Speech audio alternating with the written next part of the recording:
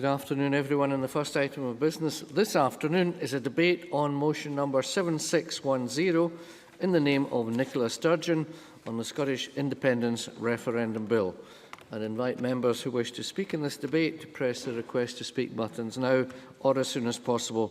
And I call on Cabinet Secretary, Deputy First Minister Nicola Sturgeon to speak to and move the motion. 14 minutes, please. Thank you very much, Presiding Officer. I am very pleased indeed to open today's debate on the general principles of the Scottish Independence Referendum Bill. This debate represents the next big step in the legislative process towards the referendum on independence on the 18th of September 2014. It follows Parliament's approval of the Scottish Independence Referendum Franchise Act, which came into force on the 8th of August. The referendum bill sets out the arrangements to give the people of Scotland the opportunity to decide our constitutional future, to decide whether Scotland should be an independent country and to consider what kind of nation we want to be. I'm very delighted that as a result of the Franchise Act passing, we can now say with certainty that that opportunity to decide the future of our country will also be extended to 16 and 17-year-olds. Presiding Officer, I want to begin today by thanking all of those who have played a role in the careful development of this bill to date. In particular, my thanks go to the convener and members of the Referendum Bill Committee for their thorough scrutiny of the bill, and to all those who gave evidence in the course of that consideration. I very much welcome the committee's comprehensive Stage 1 report and, of course, its support for the general principles of the bill. Before we turn to the detailed proposals contained in the bill, I want to say something firstly about the extensive consultation and engagement that have led us to this point. Members will recall that in January last year we published a consultation paper, Your Scotland, Your Referendum, which sought views from the Scottish people on how this referendum should be run and regulated. Over 26,000 people responded, expressing broad support for the government's proposals. The legislation we will debate today arose out of this hugely successful public consultation, which of course was followed by negotiations between the Scottish and UK governments during the summer of last year. These discussions culminated in the Edinburgh Agreement, which cleared the way for a referendum that will be designed and delivered here in Scotland. The Edinburgh Agreement confirmed that the independence referendum should be legislated for by the Scottish Parliament, and of course delivering legislation to enfranchise young voters was the first step in that process. I also want, at the outset of my remarks today, Presiding Officer, to remind Parliament why the Scottish Government is legislating for a referendum on independence. It is to give the Scottish people the chance to complete the powers of this Parliament, to make sure that decisions on the economy and welfare, as well as on health and education, are taken not by governments in Westminster that we very often don't vote for, but by people who care most about Scotland's future, those of us who live and work here in Scotland. We all know, even those on the other side of the debate, concede that Scotland can be a successful independent country. We can more than afford to be independent. Our task over these next 12 months is to persuade people in Scotland that we should be an independent country. Presiding Officer, this bill contains the Government's detailed proposals for running and regulating the referendum in a way that will command the confidence of Parliament, of the people of Scotland and of those who will take part in the referendum campaign. I'm grateful for the advice provided by the electoral professionals who will be responsible for conducting and overseeing the referendum next year. They've shared their expertise and experience to help us ensure that the arrangements are fit for purpose and reflect not just national but international best practice. I'm sure that Parliament will be pleased to note that in their evidence to the committee, both the Electoral Management Board and the Electoral Commission expressed confidence in the draft legislation, and indeed they told the committee that they valued the consultation and engagement with the government as the bill is developed, and we will continue to work very closely with these stakeholders as they prepare for the referendum. The bill specifically sets out the date of the referendum, the 18th of September 2014. It sets out the wording of the question, the rules and the spending limits for campaign funding, and the detailed rules for the conduct of the referendum, including the poll, the count and, importantly, the declaration of the result. The referendum will be conducted and regulated to the highest international standards, with the referendum campaigns being run in demonstrably fair and transparent manner. The bill provides that the convener of the Electoral Management Board, which was widely praised for its role in the Scottish local government elections last year, will be the Chief Counting Officer for the referendum. The Chief Counting Officer will be responsible for appointing local counting officers and managing the overall delivery of the referendum, and will declare the national result once the ballots have been counted. Responsibility for overseeing the referendum lies, of course, with the Electoral Commission. The Commission will also monitor compliance with the campaign regulations and will have responsibility for informing the public about the referendum. The Electoral Commission will report to Parliament directly on the conduct and administration of the referendum. In line with best practice, the Scottish Government asked the Electoral Commission to test our proposed referendum question. As members are aware, the Commission found the question to be clear but suggested an improvement to the wording. We accepted the Commission's recommendation and therefore next year voters will be asked the straightforward question: should Scotland be an independent country? The Scottish Government also accepted in full the Electoral Commission's modified recommendations on the spending limits that will apply to different types of campaigners during the 16-week referendum period. The Commission's recommendations differed significantly from their previous proposals, and they will ensure a level playing field, and I believe they will encourage participation in the debate within sensible spending parameters, which is of course extremely important. Although the campaign regulations, the detail of the campaign regulations are based on the legislative regime for UK referendums and elections, we've also taken the Commission's advice on a number of areas where this existing framework can and should be improved. In particular, we've made changes in relation to the designation of lead campaigns, pre-poll reporting of donations and loans, and the rules for campaigners working to a common plan. These improvements have been informed in part by lessons learned during the 2011 referendum on the UK parliamentary voting system. If I can turn now, Presiding Officer, to the Stage 1 report of the Referendum Bill Committee. I'm pleased that following what the committee's report itself describes as a wide-ranging and robust scrutiny process, the committee has been able to support the general principles of the bill. As with any large and complex piece of legislation, the committee has, of course, identified a number of areas in which it would welcome clarification. I'm not going to comment now on all of these issues. I responded to many of these in my letter to the convener of the committee earlier this week, but I will consider now some of the specific queries and recommendations that the committee has raised. Firstly, the committee heard evidence for a number of witnesses suggesting improvements to some of the technical aspects of the voting provisions. These include revised arrangements for absent voting, the position of the official mark on the ballot paper and the deadline for proxy vote applications. And I can confirm today that we will be proposing government amendments to the bill at stage 2 to address these points. On the conduct rules, the committee sought reassurance that provisions for visually impaired voters will be covered in the guidance for counting officers. This is clearly an operational matter, but I agree that it is vitally important that voters with specific needs receive appropriate assistance, and I believe the bill makes provision to allow for this. I've got no doubt that the Chief Counting Officer will ensure that there is clear, comprehensive guidance on all aspects of the conduct of the poll at a local level.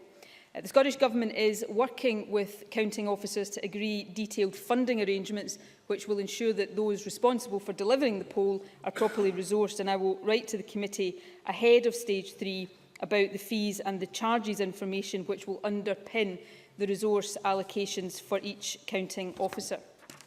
On the campaign regulations, the Electoral Commission suggested that it would be beneficial to bring forward the timetable for designation of lead campaign organisations so that a decision is made ahead of the referendum period. We've given this very serious consideration, as I indicated to the committee in their stage 1 consideration that I would, and believe that this will give certainty to campaigners about the benefits available to them and enable them to make better use of those benefits across the whole referendum period. So I can confirm today that the Government will propose a specific amendment at stage 2 of the bill process to provide for this. We also intend, Presiding Officer, to amend the campaign rules to extend the scope of pre-poll reporting of donations in line with the Electoral Commission's recommendation. I'm sure all members across the Chamber will ensure that it is absolutely vital, if we are to have a referendum, as we are going to have, that is operating to the highest international standards, that there is transparency around the funding of the campaign. Therefore, in line with that recommendation of the Electoral Commission, we will require permitted participants to report donations and loans received before the start of the referendum period that are intended to be used in that referendum period towards referendum expenses. I believe this will further increase transparency about how the campaigns are funded, and therefore further increase the confidence that not just this Parliament but that the Scottish people in general can have in the conduct of this referendum. And lastly, Presiding Officer, the committee also sought clarification on how permitted participants might check donors' eligibility by reference to electoral registers other than the Scottish Local Government Register. There are a number of ways in which they can do this, and I've set these out in my letter to the convener. Campaigners will have access to all of the information they need to ensure that their donations are permissible. These are some of the points that were raised in the Stage 1 report, Presiding Officer. As I indicated earlier on, there have been a range of other issues raised. I've responded to the committee in my letter earlier this week, but I'm sure we will discuss many of these matters as we go into Stage 2 of the Bill's process.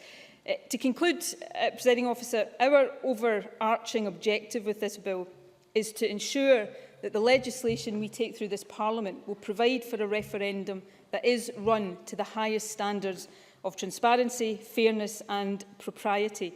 And I want to again put on record my thanks to the efforts of everyone involved in advising and scrutinising the provisions in the bill. I am confident that this bill will achieve the ambition that, regardless of what side of the campaign we are on, we all have for the conduct of this referendum. I said earlier on that I wanted to remind Parliament of why the Scottish Government is legislating for an independence referendum, and that's the point I want to end on. I believe that we have proved over the past 14 years of this Parliament that decisions are best taken here in Scotland. When we take decisions here in our own Parliament, accountable to the Scottish people, we get good decisions, decisions that deliver free education, free prescriptions, dignity for our older people. When we leave decisions in the hands of Westminster governments that we don't elect, we get austerity and cuts to welfare that impact on the poorest and most vulnerable in our society. The compelling case for independence is to bring home the powers that will allow us here in Scotland to deliver the kind of country we want to be, the kind of country that we can all be proud of. It's therefore with great pleasure that I move that the Parliament agrees to the general principles of the Scottish Independence Referendum Bill. Many thanks.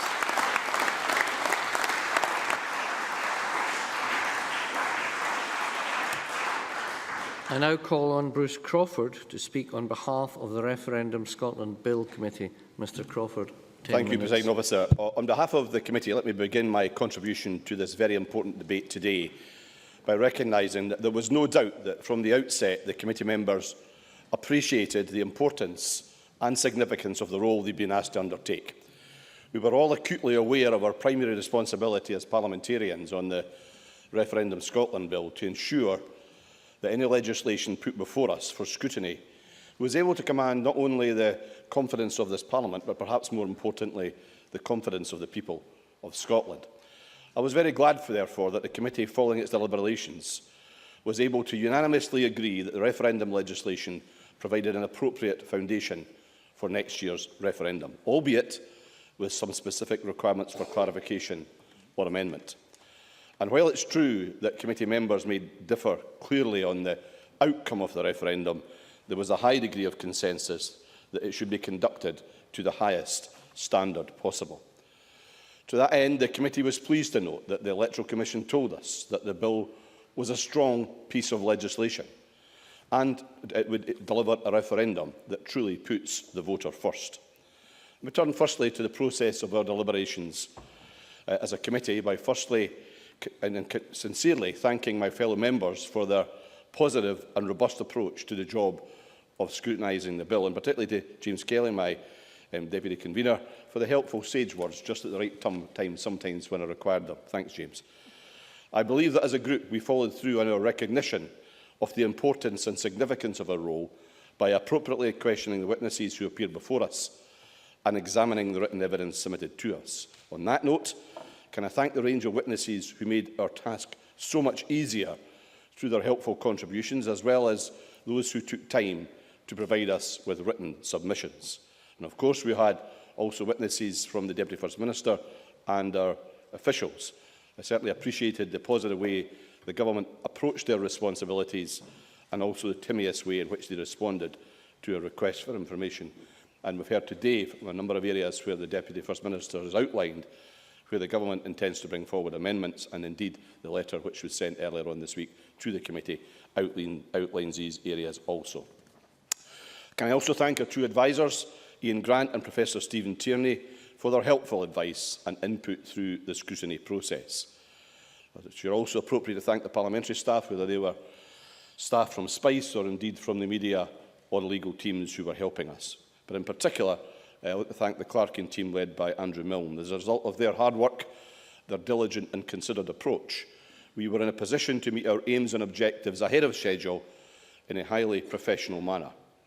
Moving on to the specifics of our report, as I said at the outset, the committee was unanimous in recommending that the general principles of the Scottish Referendum Bill be agreed to. However, the committee was not unanimous in regard to all of the very detailed recommendations that we made. In the time available, I cannot possibly do justice to the breadth of the subject area as we examine and report upon, so I want to concentrate on those that I think were the most significant aspects of our deliberations. Firstly, on campaign spending limits. The committee was clear that any approach to spending limits needed to meet the tests set out in the Edinburgh Agreement of securing rules that are fair and provide a level playing field. But in doing so, members recognised the importance of protecting individuals' right of free speech and also of encouraging as wide a participation in the debate as can be achieved. In that regard, the committee concluded that the Electoral Commission's recommendations reflected in the bill achieve as good an overall outcome as is likely to be possible. But we also importantly took the view that a combination of public scrutiny and oversight by the Electoral Commission should prevent spending power alone on either side unfairly affecting the outcome.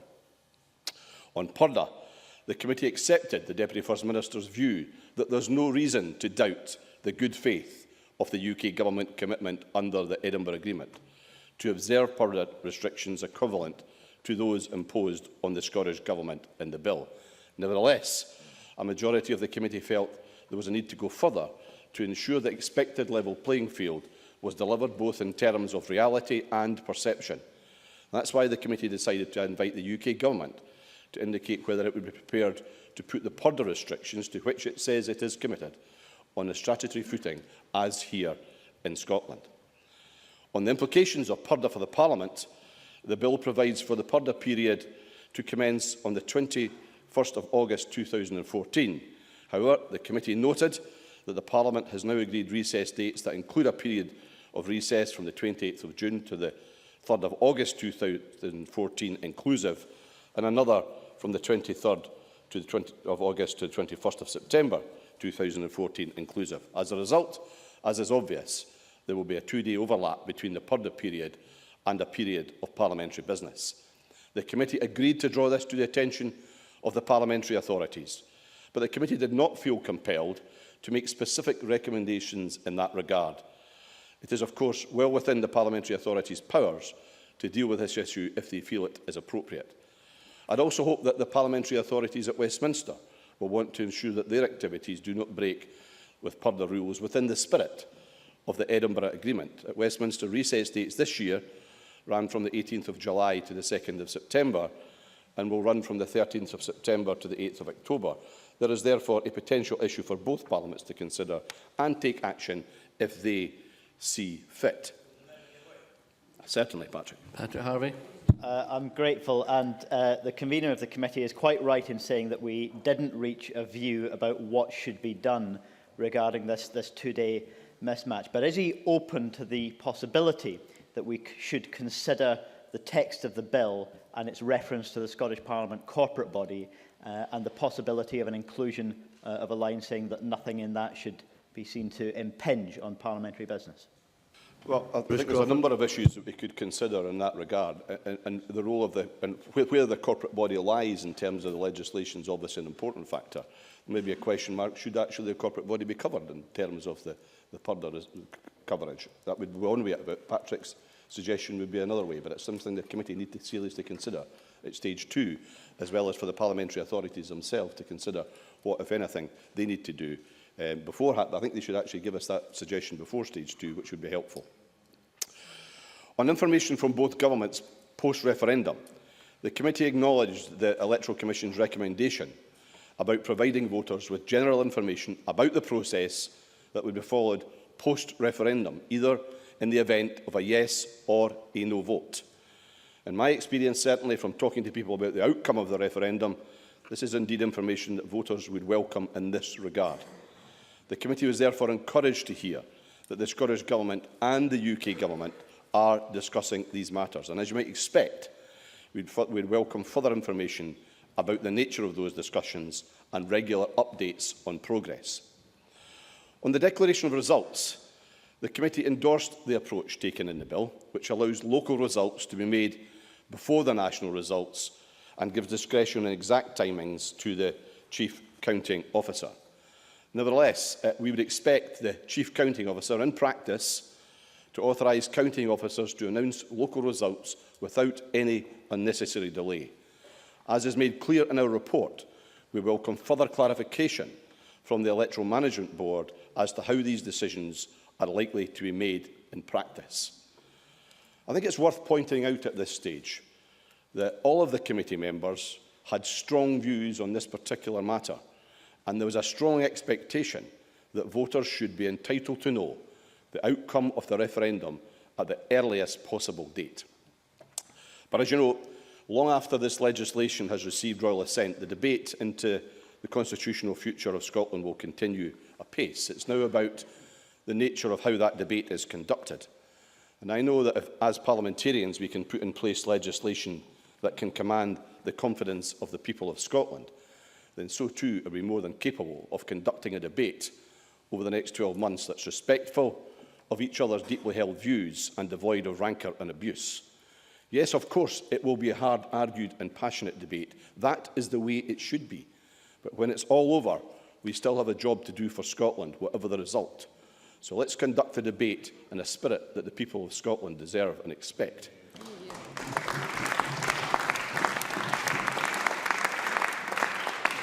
If we can make it a debate that's about hope, aspiration and taking the people of Scotland forward, then people of all parts of Scottish life will want to take part. This is the type of debate that the people of Scotland deserve because it sits well with the democratic and civic traditions of our people. In the meantime, before we get into that debate anymore, I recommend that the Parliament approves the general principles of the Referendum Scotland Bill at stage 1. Thank you. Many thanks. I now call on Drew Smith. 10 minutes or thereby. Thank you, Presiding Officer. I also thank all of those who have been involved in the preparation of the Stage 1 report before us today, and as was outlined by the Deputy First Minister and the individuals mentioned by the convener.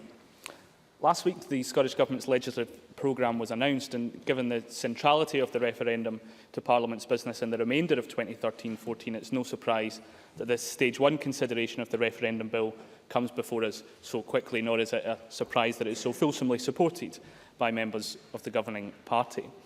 The rest of the Scottish Government may be on pause, but the long road to the referendum provides us few resting places. But indeed, Labour supports the need to get fair ground rules for the referendum established now. We welcome the people having their say on Scotland's future, either outside the UK or as part of a continuing partnership with the people of England, Wales and Northern Ireland. We too will support this bill at stage 1 because, as Bruce Crawford says, we agree that despite our differing views on the answer, this question should be put and settled next year. The referendum campaign has already been described as the longest political campaign Scotland has and hopefully will ever see. So for any who are already weary, it is worth remembering that Labour's referendum, which created this Scottish Parliament, took just 2 months to organise and devolution occurred within just 2 years. But this referendum is different from that of 1997. We are clear that the end of the UK is not, as the Deputy First Minister suggests, a development of power sharing within the UK. It is an entirely different idea.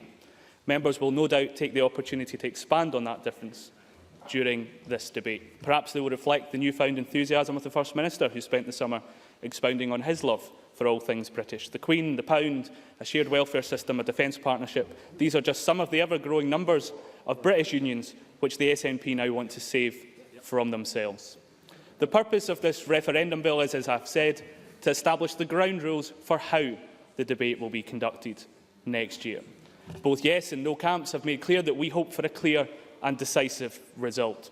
But we can only hope that the people deliver such a result. If the result is close, then it is even more important that we do achieve a consensus now about the rules to be followed.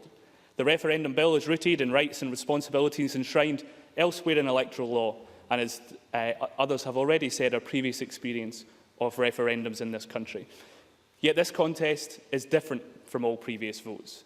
Questions over expense returns, proper accounting and the duty to behave with respect to our opponents cannot be left to be adjudicated upon afterwards. Unlike in other elections, electoral courts, enforcement of electoral law and the ultimate sanction against rule-breaking, rerunning a contest, cannot be options in this debate. The safeguards must be built into this contest in advance. Guidance, or if needed, enforcement of the rules must take place before polling day, not after it. The Stage 1 report raises a number of issues which will need to be considered further at Stage 2, because by Stage 3 we will need to be satisfied that we have given the Electoral Commission the tools to do the job which Scotland needs them to do. Firstly, on the requirements of purdah, the committee correctly highlights the difficulty that has been created by the Scottish Government's desire for Parliament to sit next August during the purdah period. It is a problem, firstly, because of the significance of the decision, and secondly, the danger of the Government completing its transformation into a campaign. I'm sure it's no one in the Government's intention to hold a First Minister's questions on that Thursday in purdah, in which the Leader of the Government is barred from providing substantive answers, or even that his words might not be publishable under restrictions affecting the production of an official report, which would be a potential outcome if the corporate body was included. Certainly, Mr MacDonald. Mark MacDonald. Correct me if I'm wrong, but I seem to recall the member and his colleagues voting for a situation where this Parliament would have sat for almost the entirety of purdah, not just the beginning of purdah. Can he clarify his position on that matter? Well, the Government also chose the date of the referendum, Mr MacDonald. But the key point is that we now have a piece of legislation before us, of draft legislation before us, where we now have to scrutinise the rules that it is creating to ensure that they work. The upcoming by-election in the Dunfermline constituency represents a prompt test for the Scottish Government to respect the rules which apply on government activity during elections, in spirit as well as to the letter. Well, then there should be no problem at all. And perhaps the Deputy First Minister will indicate later in the debate if she thinks it would be appropriate, for example, for the White Paper on Independence to be published during that campaign.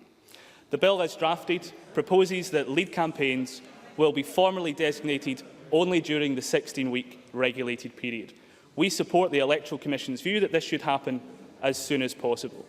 We know that Yes Scotland and Better Together are going to be the lead campaigns, so there is no need to delay, and we welcome the Deputy First Minister's commitment to amendment on this issue. This bill doesn't deal with the franchise for the referendum, but given that the Deputy First Minister has raised it, there is an outstanding issue which Parliament does still need an answer to, which is whether 16 and 17-year-olds living abroad with forces families will actually have the same voting rights as their parents or possibly their cousins living here. Our view is that no number of votes should ever be considered negligible, and a solution for these young people must be found.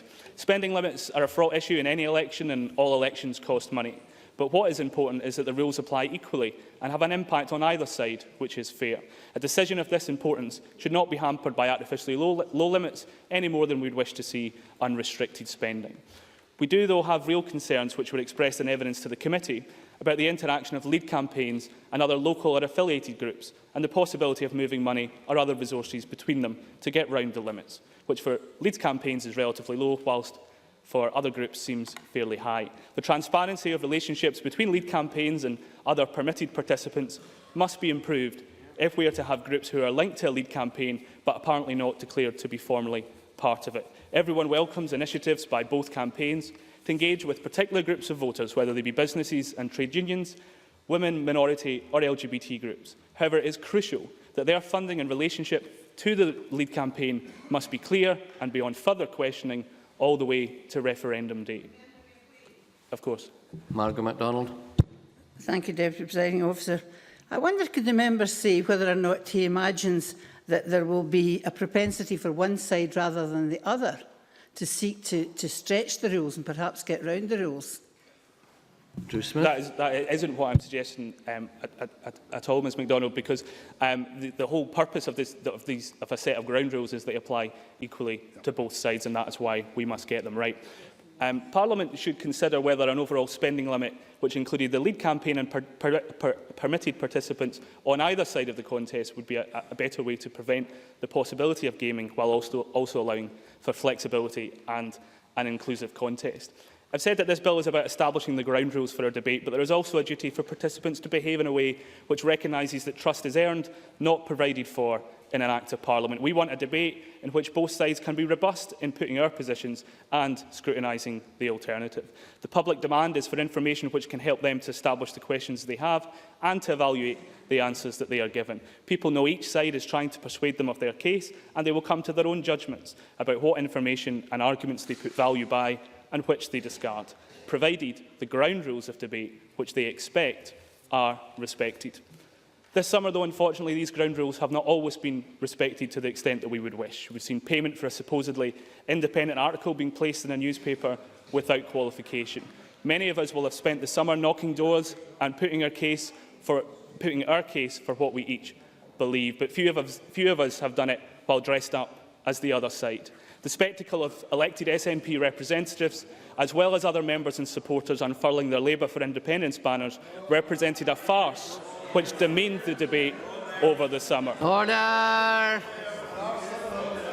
Without any acknowledgement, without acknowledgement that these tactics Mr. let them Swinney. down, there will only continue to be questions such as, no thank you Mr MacDonald, I need to make progress, such as why the press conference of this group was paid for by the Yes campaign itself. If Yes supporters can't bring themselves to accept that this was a mistake, perhaps they can at least suggest to Blair Jenkins that their money might be better spent on putting their own case. The test for this bill, Presiding Officer, is whether it represents a fair set of ground rules for a debate which is ongoing, but which is only going to get more and more intense. So far, the polls continue to support our belief that most Scots continue to believe in Britain and a partnership with our neighbours, rather than leaving the country we have built together.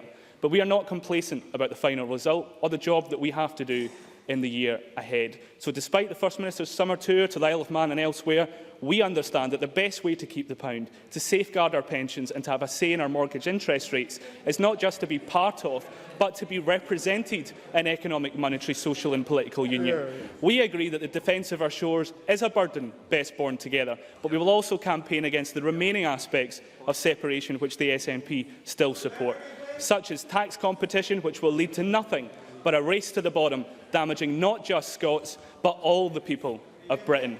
No thank you. We have come a long way from the issues of process, Presiding Officer, and the wording of the question which dominated the early debate. This bill is an important milestone, but the decision itself is too important to be left open to further challenge. Whether we like the result on 18 September next year or not, it will be our job to come together afterwards. The only way that will happen will be if we have ground rules which were agreed in this bill, which are both fair and respected by all. Thank you.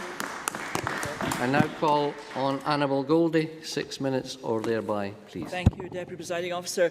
Next year is a momentous one, and arguably the most important decision ever to confront Scottish voters will require to be taken.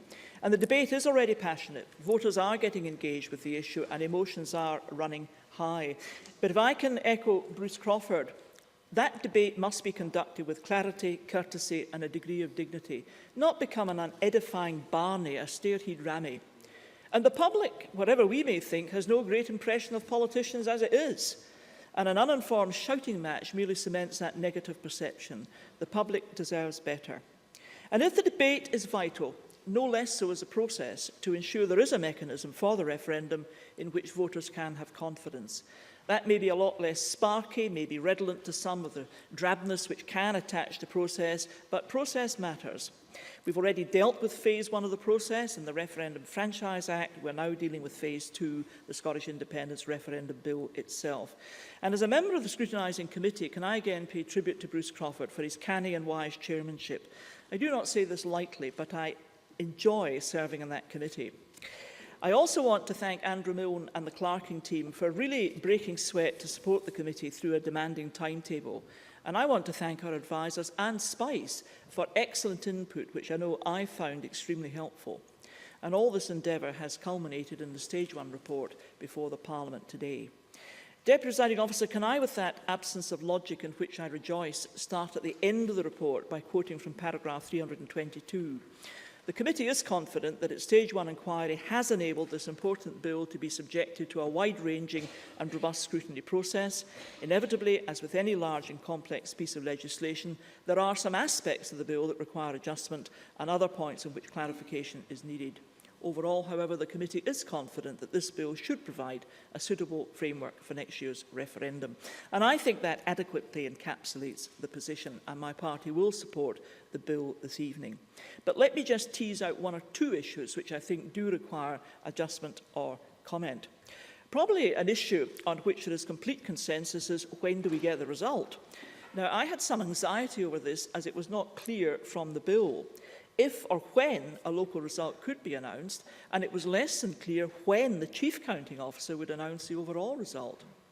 The public expectation is clear, as is that of the Electoral Commission, that once the Chief Counting Officer is satisfied with the local count, the local counting officer will be authorised to declare it locally. And I hope the Deputy First Minister will confirm today that position is now beyond doubt. I'm also satisfied it's clear there's an expectation that the national result will be announced as soon as is practicable. To me, the main area of sensitivity all concern the period before the 18th of September next year, governed by the regulated period, 16 weeks, and the purdah period, 28 days. Now, that has implications for campaigning groups for their activity and their expenditure, but it also has implications for governments and their quangos. My impression is the principal campaigning groups are content with these periods and understand their impact on their activities. However, I have to say the emotions ranging from mild suspicion to rampant paranoia surrounded what governments and their quangos might get up to during these sensitive periods. Now, let me say, I do think a purdah period for government of 28 days is reasonable. And while the Scottish Government is content to have its conduct regulated for that period within this bill, I don't consider it either necessary or reasonable for that long-standing protocol to be legislated for at Westminster. There has been no need of that in the past. The Deputy First Minister, as she confirmed today, has expressed herself content with the terms of the Edinburgh Agreement, and such a legislative obligation in Westminster seems to me excessive. So for that reason, along with Tavish Scott, Patricia Ferguson and James Kelly, I dissented from that proposal in the report. However, Deputy Presiding Officer, I do think taxpayers would take a very dim view of any quango or public authority appearing to support either side of the debate, whether within the purdah period, the regulated period, or any other period between now and next September. It seems to me both unnecessary and inappropriate for quangos to express any such views. And the Deputy First Minister, while being characteristically robust when questioned in these matters, did not seem entirely unsympathetic to concerns which I expressed, as did Tavish Scott. She strongly rejected any suggestion that such bodies would behave inappropriately, stating, and I quote, "Public authorities do not operate in a political way, and they will not do so during the regulated period any more than they do now." And she went on to suggest that such bodies would be out there campaigning for either side in the referendum stretches credibility. But she provided what to me is a welcome acknowledgement of the concerns expressed by confirming that the Scottish Government would be issuing guidance to relevant public bodies and has offered to provide a draft of that to the committee. I hope that draft will be available in early course, but I hope the guidance is broader, Deputy Presiding Officer, than the 28-day purdah period. The guidance should reflect the Deputy First Minister's confidence that such bodies will not behave inappropriately. And as has already been indicated, this Parliament will have to resolve the issue of the 2 days of the purdah period during which the Parliament is now operating. I think that is described as a casus amicus, which is a Latin euphemism for something else, but it's certainly not clever and it needs to be addressed. And in conclusion, Deputy Presiding Officer, I do think the bill delivers a workable mechanism for the 18th of September 2014, when I confidently expect Scotland to reject overwhelmingly separation from the rest of the United Kingdom. Thank you very much. And we now move to open debate. But before I call Annabel Ewing to be followed by James Kelly, I would just say that we have a modest amount of time available this afternoon, which will allow for interventions. A modest amount of time. Annabel Ewing, 6 minutes, please. Thank you very much indeed, Presiding Officer, and I am delighted to be called to speak in this Stage 1 debate on the Scottish Independence-Referendum-Bill. And I would have to say, Presiding Officer, that the phrase employed on the front page of the Stage 1 report, the Scottish Independence-Referendum-Bill, trips off the tongue very nicely indeed. I too have the privilege of serving on the Referendum Scotland Bill Committee, and I would also like at the outset to record my thanks in particular to the clerks, because they have worked incredibly hard to ensure that we as a committee progress our work in a timely and in a productive manner. And I would also wish to state for the record that in the main, the deliberations of the committee have been carried out in both a constructive and a respectful manner. And that is notwithstanding the very significant differences in outlook in terms of the actual debate itself. And I believe, Presiding Officer, that that augurs very well indeed for the progress of the referendum campaign itself, a campaign which the people of Scotland want to see conducted in a fair and a reasonable way, a positive campaign focused on the issues of importance, not endless negativity and sneering. And the first thing to note about the bill, in my view, Presiding Officer, in the round, is that it is a piece of legislation made here in Scotland for Scotland. And that is a very important point, in my view, Presiding Officer, since it ensures that it is our Parliament here in Edinburgh which is responsible for deciding on the legislative framework for our referendum.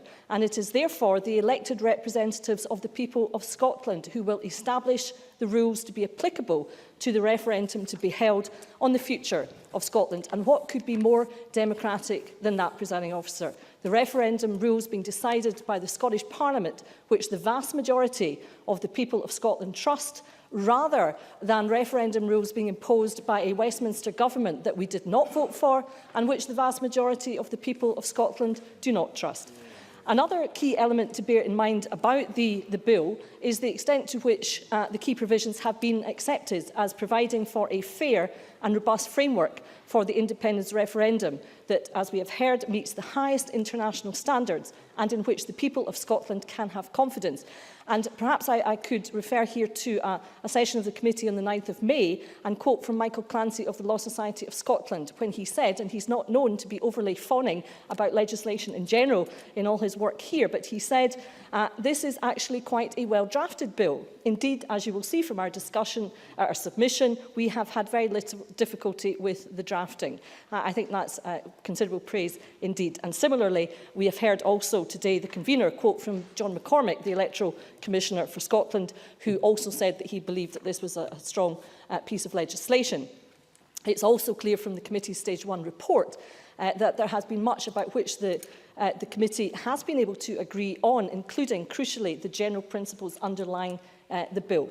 Where we have raised technical issues in our Stage 1 report, Presiding Officer, with a view to perhaps bring more clarity on certain issues, it's been very welcome indeed to hear from the Deputy First Minister that the Scottish Government is in the main preparing to look at these issues and to bring forward amendments at Stage 2.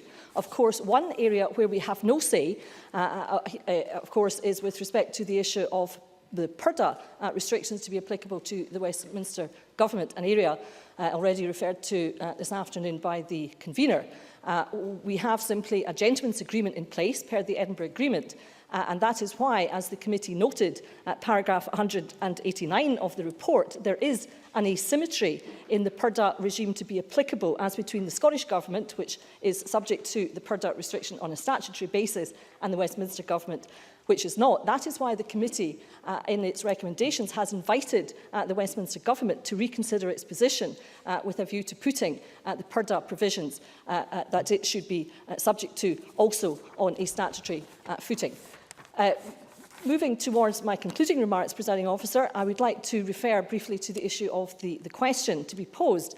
And notwithstanding all the fuss on the part of some of the no lobby in advance of the bill being actually put forward, the recommendation of the Electoral Commission as to the wording of the question, should Scotland be an independent country, has in fact been accepted across the board. And I believe in a nutshell that that sums up the general view, the status of this bill in Scotland at large. A bill that is regarded as straightforward and clear, a bill that is seen as establishing the proper framework to facilitate the people of Scotland in deciding on which of two futures for Scotland they wish to choose. I know what future I will be advocating, Presiding Officer, to the people of Scotland, which, of course, crucially includes our 16 and 17-year-olds in the referendum vote. I will be advocating a prosperous and fair Scotland, where decisions about Scotland are taken by the people who care most about Scotland, and that is the people who live and work here.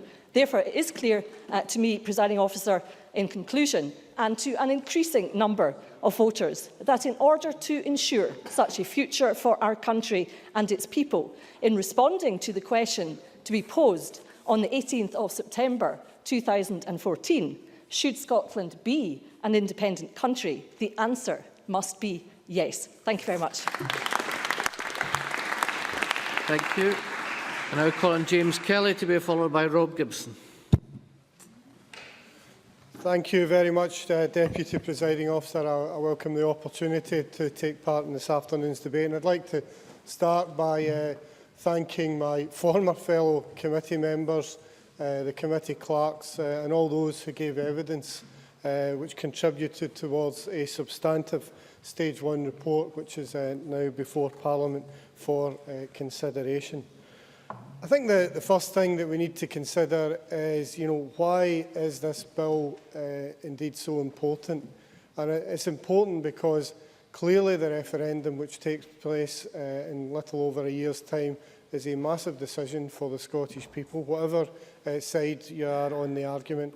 And it is important that the rules for the campaign and also the rules for the poll and the count are absolutely bottomed out, accurate, and that we all have confidence in them from both sides of the argument and for the public outside. So from that point of view, this legislation is very important because it sets the platform in terms of rules for the campaign ahead.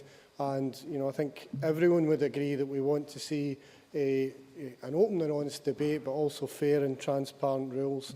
And the legislation, Stage 1 of the legislation, is the first stage on the road to that. I think the other thing to note is that when the bill was first mooted, it was possibly felt there would be a lot of controversy on the committee and a lot of controversy here in Parliament. I know we've had some differences of opinion, but essentially, going back to the start of this year, the big divisions around this were around campaign spending limits and also the question.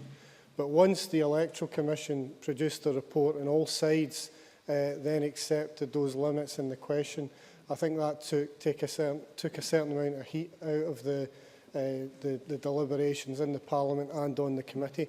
And I think that's to be welcomed because the public, didn't really want us to get too embroiled on the process.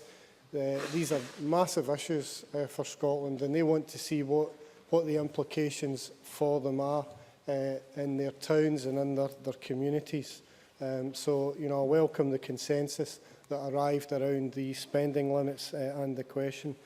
I think in terms of the two lead campaigns and also the party political campaigns, I think accountancy of campaign expenditure is going to be absolutely important. From that point of view, I welcome the limits of 1.5 million on each of the lead campaigns. Yeah, sure, I'll give way, Margaret MacDonald. Margaret MacDonald. On the general principle of spending limits having to be agreed and then adhered to, on the assumption that somebody breaks the spending limit, what's the sanction against that person? Mr Kelly. Although there are clear sanctions that the Electoral Commission have got if people do break the rules in terms of spending in relation to not declaring it or breaking any of the rules. So there are sanctions there in terms of the Electoral Commission, and Margot MacDonald should be assured of that. I think in terms of the accountancy for the lead organisations, it's important that they both Better Together and Yes Scotland have got a proper accounting structure. From that point of view, in terms of the evidence that we heard at the committee, I do have a concern in relation to Yes Scotland in that some of their organisations, you know, for example, Business for Independence, in accountancy terms, operate, you know, out with the remit of the Yes Scotland campaign. And I think it would be better, just a minute, it would be better for both of those campaigns if such organisations were tightly controlled within the remit of the organisation, so that expenditure were open and transparent. Patrick Harvey. Grateful to the member for giving way. I just ask him to be a wee bit careful with the choice of language when he describes Yes Scotland and their organisations. If he's talking about separate organisations which are accounted for separately under the campaign rules which have been agreed by all sides, then he maybe shouldn't describe them as one organisation belonging to another. Mr Kelly. What I would point out to Patrick Harvey is quite clearly Business for Independence and Women for Independence are organisations who operate closely with Yes Scotland. No. They operate. No, I won't give way. They operate as part of the Yes Scotland campaign, and therefore their expenditure should be accounted for by the Yes Scotland campaign. That's what should happen. Members in his last minute. Sorry, Mr Stewart, I'm in my last minute. I think in terms of the issues, in terms of the issues that the committee considered, there was a broad level of consensus in terms of supporting the general principles of the bill. I think it will be important to address some of the issues which come out in the bill, and I welcome the list of amendments that the Cabinet Secretary said that she would then bring forward. We can then, once this legislation is cleared, we can look forward to the campaign itself, and I look forward, along with members across the chamber, to getting out into the country, to debating the issues and to seeing a clear victory for the No campaign. Thank you very much. Now calling Rob Gibson to be followed by Richard Baker. I thank you, Presiding Officer. Thank you. The nature of the Independence Referendum Bill process has been conducted in the spirit of the historic Edinburgh Agreement. In committee, I'd like to thank my colleagues, the clerks, advisers and the witnesses for conducting themselves in that spirit. The Westminster and Edinburgh governments agreed on the principles of consulting the Scottish people on the independence proposition, and that process in the Franchise Bill and now in this first stage report on the Independence Referendum Bill has been agreed after detailed scrutiny, as has been said, and signed up to by all the members with a few votes of dissent on certain paragraphs, but in agreement on the conclusions of the principles as we go forward. It's a model of democratic scrutiny that we can be proud of, and it's made in Scotland and is fair and above reproach. That said, a major concern of members was to include as many people as possible in the process of understanding the issues at stake and being able to vote. Hence the reason why we spent time looking for ways to ensure that the disabled or those with limited eyesight, or indeed the question about whether prisoners should be able to vote, was something which we should consider. I also sought answers to many questions about the role of the Electoral Commission in the way that they intend to provide informative material to potential voters, all the way from registration, as already agreed in the Franchise Bill, and now in the Referendum Bill, from engagement to voting. It's about democracy in action, and I believe this report stands international scrutiny and is above reproach. Presiding Officer, we've agreed on the need for a clear and impartial sets of information to be produced by the Electoral Commission. This should leave matters of substance to the campaigns for yes and no to explain to the voters. And I've seen the kinds of materials that the Electoral Commission has produced in various languages from previous elections to be able to include translations of the ballot paper into other languages, especially for voters who do not speak English. However, proposals in the submissions to the Independence Referendum Bill Committee and indeed at the same time to the Public Petitions Committee sought the inclusion of Gaelic on the ballot paper. We as a committee did not consider that a persuasive case had been made for a bilingual ballot paper. One of the great virtues of the ballot paper set out in the bill is that it is simple and clear. And in the case of Gaelic speakers, none are monolingual, unlike some ethnic minority speakers for whom special help will be required and available. Nevertheless, I believe that the agreed concept of equal respect for Gaelic as one of the national languages of Scotland, as set out in the Gaelic Language Act of 2005, needs to be addressed in future. Since no attempt was made by the petitioners to have bilingual ballot papers in the 2007 and 2011 Scottish elections, nor in the 2010 UK election, nor in the AV referendum, I would suggest that their contention that this referendum is an event of national importance equally applies to those other elections which I have mentioned. And therefore I believe that a future testing of such a bilingual text is a matter for this Parliament to address, but not in the context of this bill, I'm sorry to say. Probably the equal respect for our native languages will come into higher perspective with the publication of the 2011 census figures due later this month.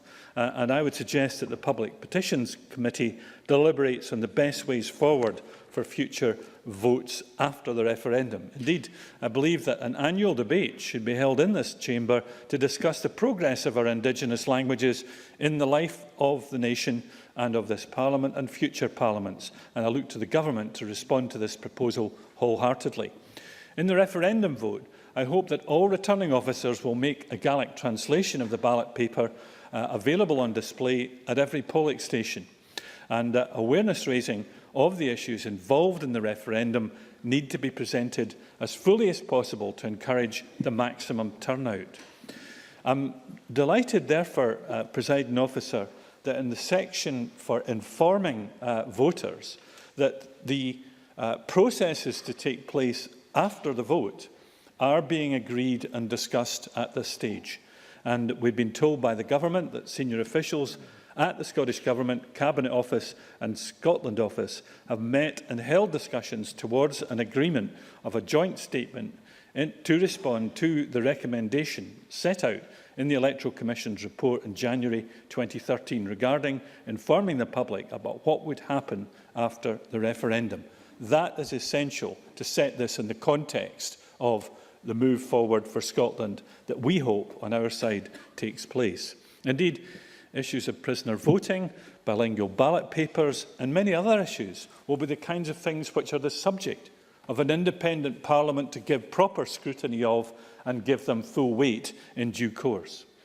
Returning to the question of this bill, I think that I support the first stage report to pave the way for a fair and internationally acceptable way by consent and democratic agreement, because the return of the full powers to an independent Scottish Parliament are the best way forward and the fairest way forward for our country.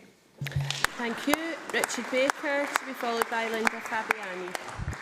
Thank you, Presiding Officer. Well, it's clear that we're agreed on one thing, and that's the importance of this legislation, because the arrangements for oversight of the referendum are significant politically, and so it's important that we get this legislation right. And in terms of the process issues which have been brought forward today by a number of members across the chamber, it will be crucial that the committee and the ministers work diligently through this bill to ensure that they are correctly addressed. It's a legitimate concern that more can be done to ensure there is a reasonable quality of arms in terms of spend in the short campaign, with particular regard to the issue of permitted participants and how they are defined. It's also right to raise a question over the operation of PERDA, particularly with reference to those parliamentary days which are during the campaign, and the question of ensuring the Electoral Commission has the powers to address any breach of the campaign rules prior to the referendum.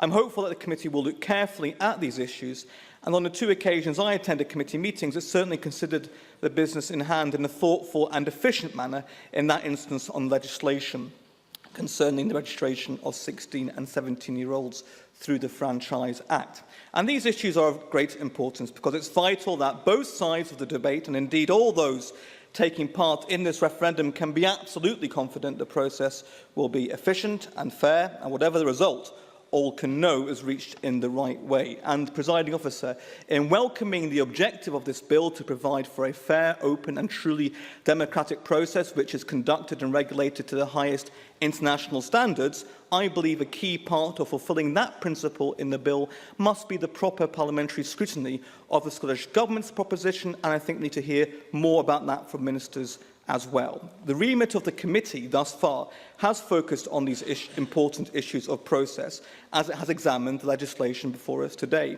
But I'm concerned that this Parliament also has a proper opportunity to debate the substantial issues which will arise from the publication of the Scottish Government's White Paper, whenever that finally takes place. And if publication of the White Paper is to be delayed, as we hear it may be, it's all the more important that there is a clear process in place so that whatever propositions are put forward for Scotland post-separation and post-a-vote, it can be properly scrutinised. Because we are told this is the publication which will have all the answers, and Parliament needs to be able to engage in work which will help shine a light on whether questions have been answered or indeed further questions raised. So while consideration of the Independence Referendum Bill will of course be the first job of the committee, alongside that work I believe it's vital the committee considers what further role it may have in scrutinising the proposals which the Scottish Government will put before the people of Scotland as a result of the passage of the bill we're considering today, and which on this side we will support. Although I'm also aware that under its current work programme the committee may well have ceased its work before the publication of the White Paper, because it appears a possibility that it is the Scottish Government's intention to publish that document after Stage 3 consideration of this bill.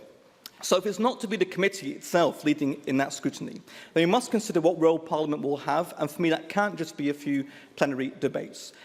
It's very clear significant amounts of civil service time are being devoted to the exercise of the White Paper. For example, we have 4 civil servants working on the infrastructure programme, we've got 7 civil servants working on the proposed defence policy. So this will be a major piece of government work, and members must have the opportunity to consider it carefully. And this cannot be an issue where the governing party restricts in any way parliamentary scrutiny, and I hope it will not do that. Certainly in my own region, the North East, there's a great desire that alongside the fair referendum process we hope this legislation will achieve, and which we are discussing today, there are questions, major questions and issues such as currency, personal and business taxation, monetary policy, and a whole range of policy areas which at this moment many people believe they have not received answers from those proposing the breakup of the United Kingdom. And the Law Society, which other members have referred to today as well, have also highlighted key principles which must inform this debate, including legal certainty and administrative continuity. So to achieve that, this Parliament must properly legislate,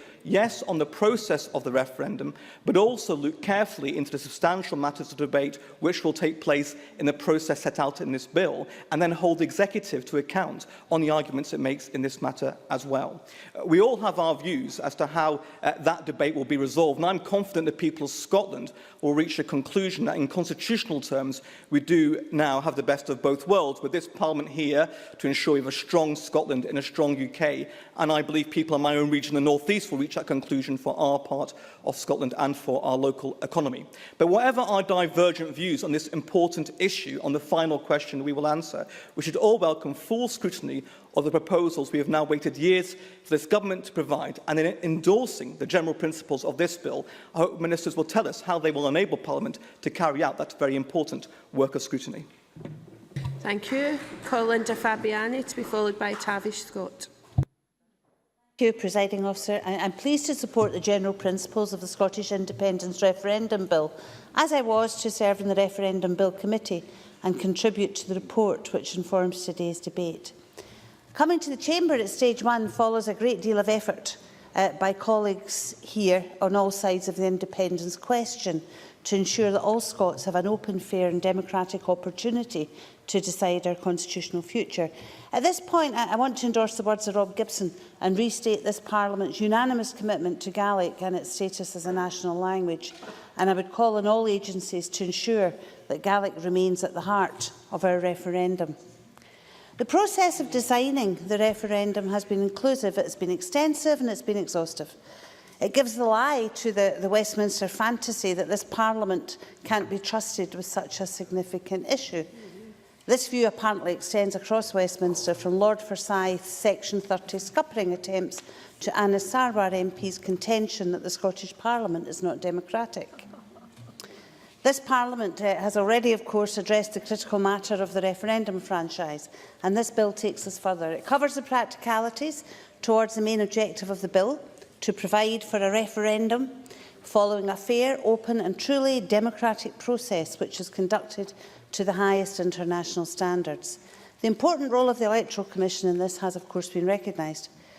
There are important roles for many, of course, not least the press and the broadcast media.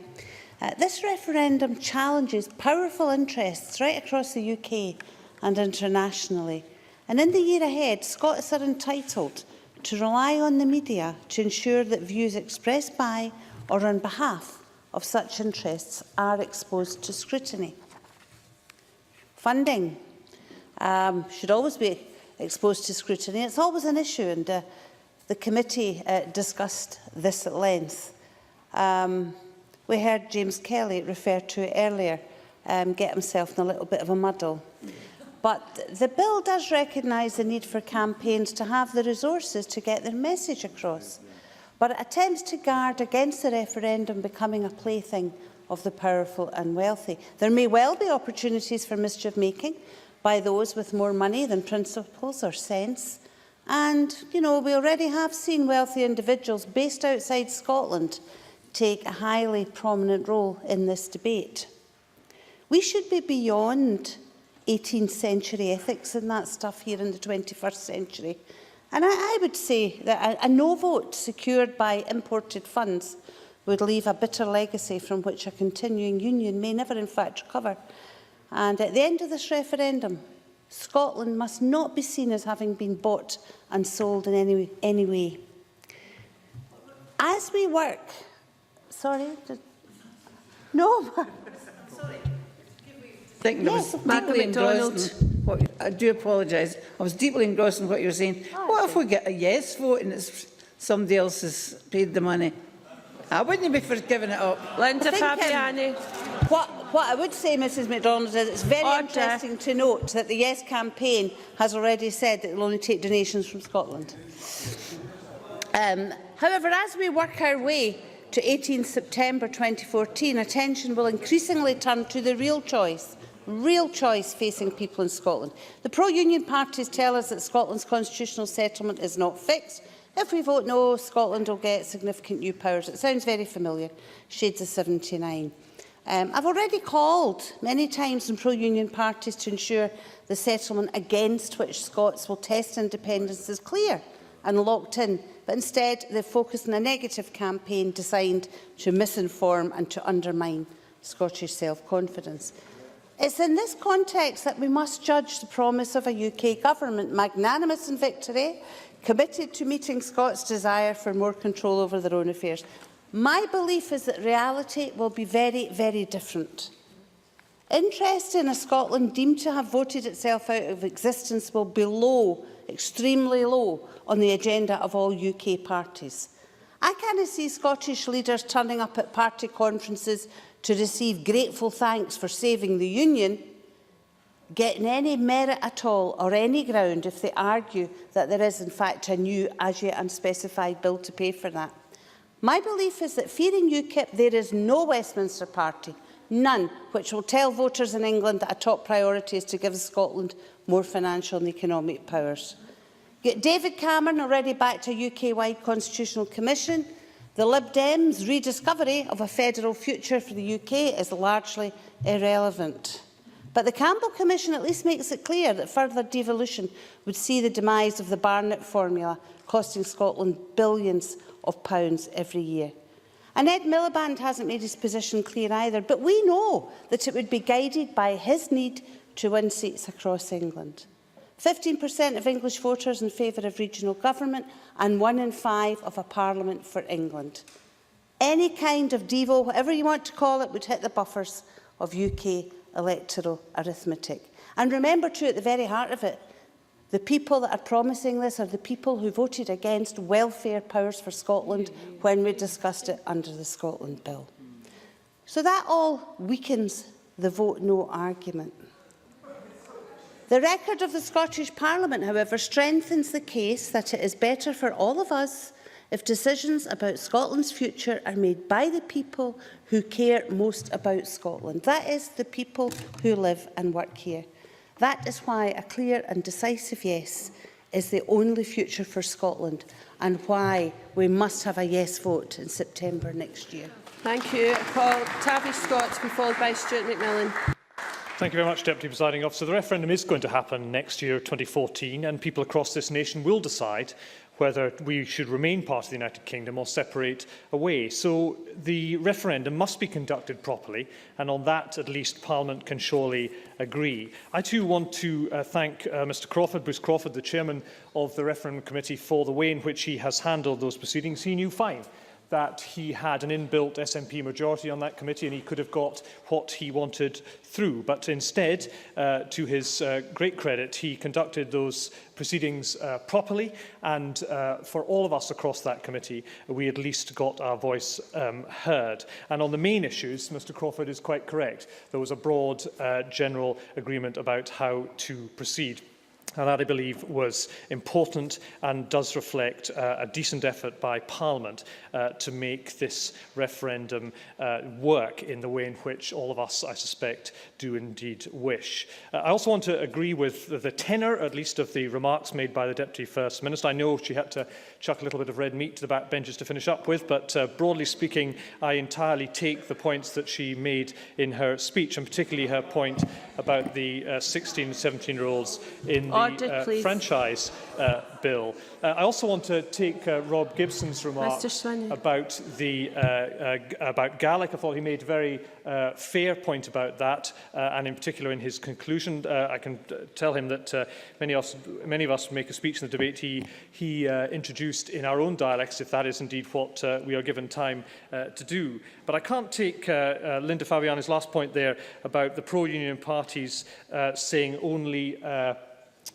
more powers if you vote no, and leave it at that. That is exactly the same line as, of course, the front bench of the government gave in Shetland just the other week when they said, if you vote for independence, the islands can have some more powers. So that argument seems to suit your own front bench very well indeed, Ms Fabiani, when it comes to that. And indeed, let me just finish this point, Mr Swinton, and I'll happily give way. The people who care most about the future of Shetland are those who live and work there, and I hope you'll accept that. Cabinet Secretary John Swinney. I'm all for a very positive dialogue with the people of Shetland, but I just remind Mr Scott of the historical precedent of a no campaign turning up, saying to the people of Scotland, vote no and we will deliver you a better settlement. It was, of course, the words of the late Lord Hume in 1979, and we got 18 years of paralysis and an awful Tory government, which, of course, Mr Scott's colleagues are propping up in the House of Commons today. Tavish Scott. And we've also got devolution in the Scottish Parliament, and I hope that Mr Swinney, given that he occupies the front bench, would rather welcome that. But let me also pick up Mr Crawford and indeed other members, I think Annabel Ewing in particular's remarks about the tone of the debate. I am all for robust debate. Indeed, Mr Swinney and I could very cheerfully debate these matters very robustly. But can I absolutely agree with the point that members have made about the broad tone of this debate? I accept my limitations as someone who occasionally slightly loses it in the context of making the argument I may believe in. But good gosh, we must make sure this is a properly held discussion over the next year, because there is nothing more fundamental than the future of your country. And I hope that both front benches, those who are on the Better Together campaign and those who are on the Yes campaign, will say no more to the cyber chatter that we are all subjected to in the most disgraceful fashion. And there is no place for that in this debate. And I hope that Nicola Sturgeon Sturgeon, for example, might take the opportunity of a wind-up speech here this evening to reflect that and the need to end all that kind of bile in the context of the... I couldn't agree more. We've all been subjected to it, and I made that absolutely clear, Ms Sturgeon, and I hope that you might want to reflect that, as I hope Alistair Darling and others will do as well. I also hope that politicians might recognise that everyone is not engrossed in just this. I saw David Grevenberg, the admirable Chief Executive of Glasgow 2014, just the other day saying we could do without any politics in the Commonwealth Games next year. And also Sir Jonathan Mills in the papers today, the head of the Edinburgh International Festival, saying the same about the arts. So I hope there's a lesson there for politicians to not use occasions such as the Commonwealth Games and the Edinburgh Arts Festival in the way in which the bosses of those organisations... Yeah, of course, absolutely. You will, of course, be aware that the Deputy Prime Minister is visiting to look at the facilities in Glasgow for the Commonwealth Games next week. I mean, I hope he's not making any assertions in relation to Nick Clegg's intentions with that regard.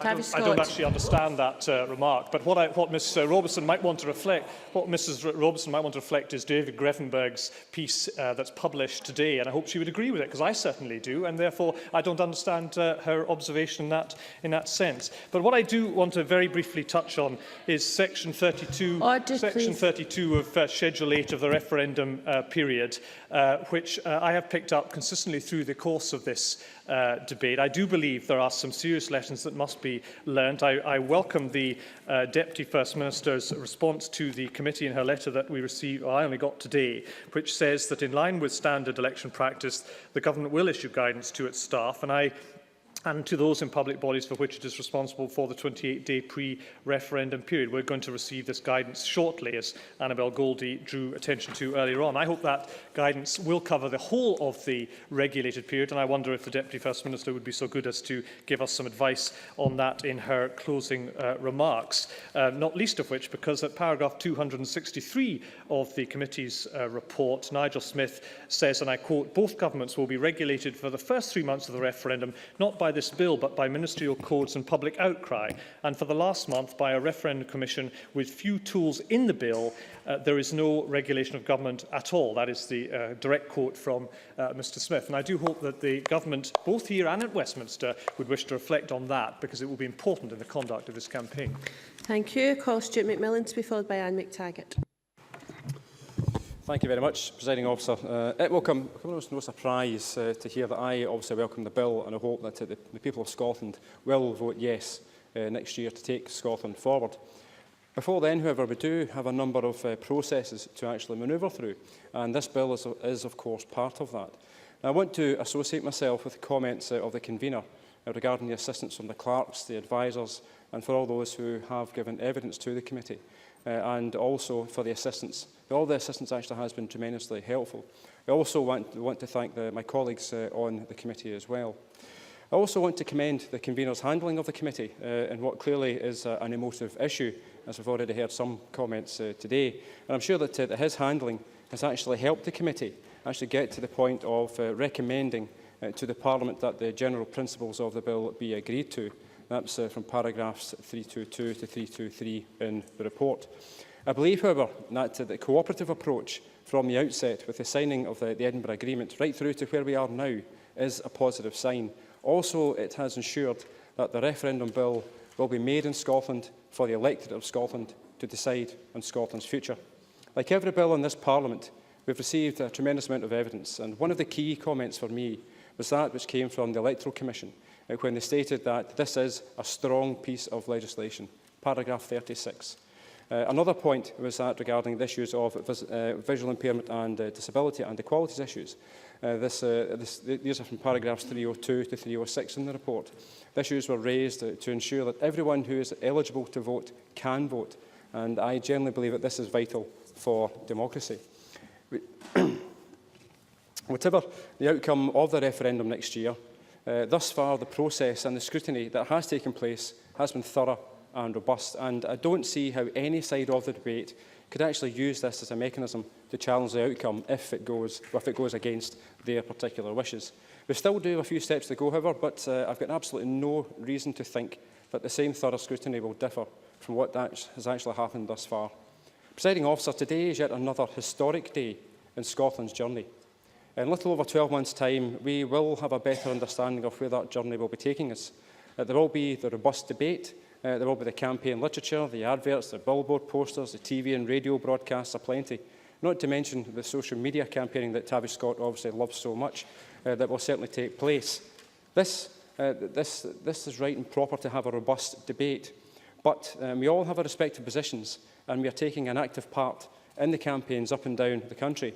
But one thing that we do have to do, and we have to ensure that we have to make sure that we're working to hopefully inspire people, first of all, to vote, but certainly inspire people to consider what they actually want Scotland to be like post the referendum. We have to inspire the electorate to think of Scotland and what will happen if it is a yes, and also if it were to be a no. We have to inform the electorate of what Scotland actually can look like after the referendum.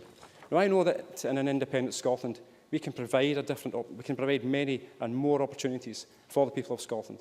I know that to deal effectively with the economic conditions, then this Parliament needs to have the full economic powers to deal with whatever comes its way in the future. I also know that this Parliament should be charting its own course to make decisions for the people of Scotland. It shouldn't be concerned about developing rearguard action policies to deal with decisions from Westminster. This bill, this Referendum Scotland bill, allows that opportunity to happen. By the time this bill passes through its legislative process, no one could say that the creation of the referendum hasn't been fair. Instead, the main objective of the bill is to ensure that the referendum next year is fair, open and a truly democratic process, which is conducted to the highest international standards. And that's from the policy memorandum document. I welcome the Deputy First Minister's comments earlier, and also from the letter that we received regarding some of the amendments at stage 2. Two in particular deal with the designation of the campaign groups, that's paragraph 126 of the report, and also the issue of the absent voters, as paragraph 65 of the report. I think these two amendments in particular will be very helpful. Bruce Crawford spoke earlier with in his typical eloquence earlier regarding how the debate takes place. And we've also heard from some other comments, some other colleagues as well talking about it. I couldn't agree more that the debate has got to take place with the utmost respect.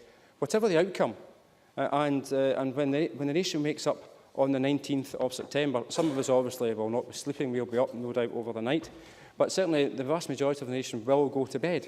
Whatever the outcome, when we wake up on the 19th of September, Scotland is still going to be here. The SNP will still be in power at national level. The local authorities will not change their actual make-ups. Scotland will still continue, but in what shape? I used the word inspire earlier. Certainly from this side of the debate and this side of the arguments, we have a positive vision for the people of Scotland. And we have been and will continue to inspire more people to decide how they want to live in an independent Scotland post the referendum. Now, I'm not sure how the No campaign can actually be inspirational about the bedroom tax, welfare reform, nuclear weapons on the Clyde, illegal wars and many more issues. We have the inspirational vision and the No side have a devastating vision. When the vote takes place next year, and on that simple question, should Scotland be an independent country, there really can be only one answer: yes. Thank you. I call Anne McTaggart, to be followed by Stuart Maxwell. Thank you, Deputy Presiding Officer, and I welcome the opportunity to contribute to today's Stage 1 debate on the Scottish Independence Bill. Firstly, I would wish to highlight, though, that paramount to the whole process of conducting the referendum is that of how it is seen in the eyes of the general public. I am pleased that the objective of the bill is to provide a truly democratic process, and bearing this in mind, the aim of this Parliament in scrutinising the bill is to ensure transparency and fairness. As a consequence, the referendum process must meet two essential criteria, namely integrity and inclusiveness. The process must be conducted with integrity. By that I mean all the elements which will go to make the process, such as the campaigns and the debates, no matter where they are held, whether they be here in the Parliament or at a community level, must be transparent and informative. The process must be inclusive, reaching out to all individuals, groups and organisations across Scotland.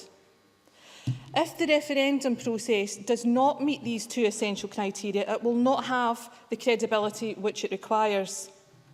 That is, to achieve its aim of involving all sectors of Scottish society.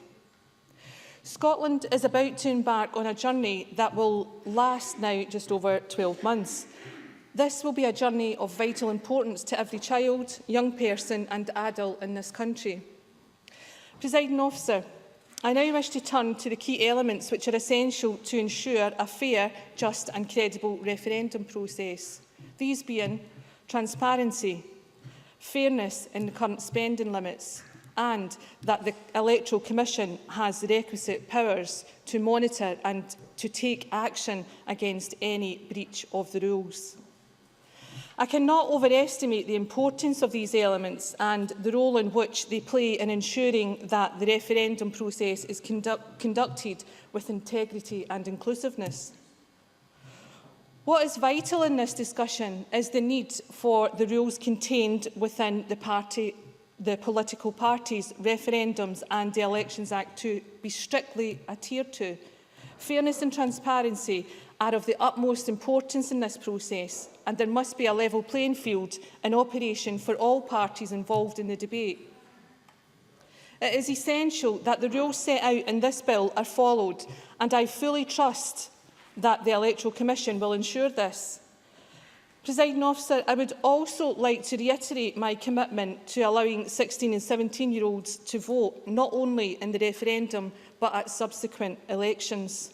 I firmly believe that this will encourage teenagers to become active citizens, if they're not already, who value democracy, and I hope that this will reinvigorate our politics. Presiding Officer, I would also remind the Government that they do have a duty to govern for all the people of Scotland over the next 12+ months, and not to become preoccupied with a campaign. Lastly, I would like to end by saying that this referendum is Scotland's referendum, not the SNP's or the Yes campaigns, but everyone in Scotland's. And I look forward to the debate. Thank you very much. I now call Stuart Maxwell to be followed by Patrick Harvey. Thank you, Presiding Officer. Can I join others in thanking the clerks, the witnesses, the advisers and indeed my parliamentary colleagues for their efforts in ensuring that we are at this stage. And I think, to be honest, I think we're at this stage in very good fettle, not only with the drafting of the bill, but also the efforts of all those involved in producing the report for stage one. Presiding Officer, I am delighted that we have reached this stage of the process on the Independence Referendum Bill. What we have before us is a robust bill which I believe will deliver a referendum on independence which is beyond reproach, and I'm sure that's what we all want. I very much welcome the positive response from the Government to the Committee's Stage 1 report, but before I jump into some of the detail of some of the main issues that the Committee took evidence on, I think it's worth pausing and reflecting on what is another step forward in Scotland's democratic revival. Now, some years ago, the European Football Championships were held in England, and the accompanying song was "Football's Coming Home." I'm sure many of you remember it with great fondness. But the passing of this bill will mean that the people will have the chance to bring democracy home to Scotland. I know that anti-independence parties will say that the Scottish Parliament proves that democracy is already here. But of course, what devolution proves is that some democracy for Scotland is here, but only some. It's been a long journey from a Scotland with virtually no say over its own affairs to being on the brink of deciding whether to rejoin the family of nations. Of course, some parties and some people have always opposed Scotland gaining democratic control over its own affairs, predicting disaster at every turn. The Conservatives have fought against Scottish democracy every step of the way, but they are not alone. Many senior members of the Labour Party have also been implacable opponents. Indeed, certainly, Mr Finlay. Neil Finlay. I wonder if the member could tell us how the proposal for a currency union increases democratic control. Stuart Maxwell. I'm delighted that Mr Finlay has popped in to the debate so late on. Perhaps he's missed, in fact, I know he's missed all that's happened up till now. But democratic accountability means the people of Scotland getting the opportunity to vote for a government that they get every single time, not just some of the time, which is what you support. Indeed, we know that Labour's leader voted against devolution in 1979, but then changed their mind because apparently Scotland needed some protection, but just some protection from the worst excesses of Thatcherism and the Tory policies that Scotland's people didn't vote for. No, I won't. It's unfortunate that not all of us in this Parliament believe that Scotland should get the government it votes for all of the time. And instead, they are working night and day to ensure that Scotland gets the government it votes for some of the time. Now, I don't think that's acceptable, and I don't think that's democratic. But I want to turn now to some of the detail contained in the bill, and there are a few areas I want to cover before we finish today's debate. The issue that many people have already covered is the issue of purdah. Now, I welcome the Scottish Government's clear response on the issue of purdah in relation to themselves and to indeed public bodies over which they have responsibility. But the question still remains as to the asymmetry in the arrangements whereby the Scottish Government is governed by legislation while the Westminster Government has no such strictures placed upon it. Now, I recognise what has been said concerning the Edinburgh Agreement, and I hear the assurances given by the Westminster Government. But if they are as determined to abide by purdah as the Scottish Government, why do they not just legislate in exactly the same way so that the issue is beyond doubt? As far as I am aware, we have yet to receive an assurance from the Westminster Government about whether it will issue guidance to the public bodies over which it has responsibility concerning purdah. But given the reassurances we have had from the Scottish Government, I would hope that they will do so without delay. The purdah overlap, which has been mentioned by some other members, affects both the Westminster Government and here the Scottish Government. But if both abide by the rules, then there should really be no problem. The committee was agreed on the desirability of the need for lead campaigners to be designated before the 16-week period begins, and I am pleased that the Deputy First Minister has accepted this recommendation and will lodge an amendment at stage 2. On the issue of lead campaigners, of course, members who are not on the committee may not be aware that in the Wales referendum of 2011, a lead campaign on one side could not be designated if the lead campaign on the other side did not apply for designation. This tactic of blocking designation was used in Wales, and so it's very welcome that the bill does not allow that to happen in our referendum. On the issue of spending limits, I think we all recognise the necessity of clear and robust rules which provide the public with confidence in the transparency of the process, but we also recognise the need for freedom to allow a diverse range of individuals and opinions to be seen and heard in the campaign. And I believe the bill has got the balance just about right. One of the important issues, and one I very much welcome, is on the issue of declaration of results. I believe there is a unanimous view amongst members to support the earliest possible declaration of not only the national result, but also the local results. It is in everyone's interest, particularly the people of Scotland, to find out the result as soon as it is available, and I hope there shall be no delays in that process. Presiding Officer, in conclusion, I will be voting yes at decision time because this bill is a robust piece of legislation that allows Scotland to decide on its future. However, I will be voting yes in 2014 because the people best placed to take decisions about the future of Scotland are the people who live here. And I will be voting yes in 2014 because it's time to bring democracy home to Scotland. Thank you. Before we move on, can I just remind the Chamber that we are discussing the detail of the referendum bill. Patrick Harvey, to be followed by Patricia Ferguson. And that reminder is to all members in the Chamber. Thank you, Deputy Presiding Officer. And can I say I'm pleased that we've dispensed with the ritual of all declaring any interests we have in a bill, because as almost every member is either in a political party or wearing one badge or the other, we'd be here all day. You'll be pleased to know that my speech today won't be about why I've chosen to wear the one badge rather than the other, but about this bill. Can I begin by adding, as Bruce Crawford began, thanks to all of those who've contributed. If you let me get underway a wee bit, please. All of those who've contributed to the process, witnesses, advisers, officials, and all members, including outgoing members, and can I add a welcome to the new members of the committee who will be joining us for stage 2. For a debate on a bill which is both technically complex, in which feelings on both sides run high, and in many ways which is part of an unprecedented political dynamic, I actually think that a committee report with just 3 notes of dissent in the entire report, I think that's not bad going. I think we have managed, and those notes of dissent are not on the basic principles of the bill, but on points of detail. I think we have managed to achieve more consensus than people might have expected on such a high-profile issue. There are 2 areas where I'd like to explore some remaining doubt and uncertainty.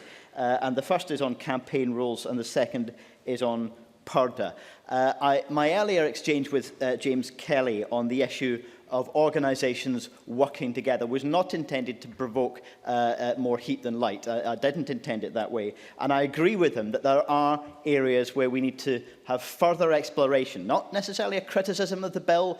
These will be issues that the Electoral Commission will have to resolve and give clear guidance on. The referendum expenses incurred as part of a common plan, where individuals or organisations who may not necessarily meet the threshold for declaring expenses or for being registered as a permitted participant, where they are working together on either side of this debate, they will have to declare common expenses in both of their sets of declarations. So we'll end up with the appearance that twice as much money has been spent.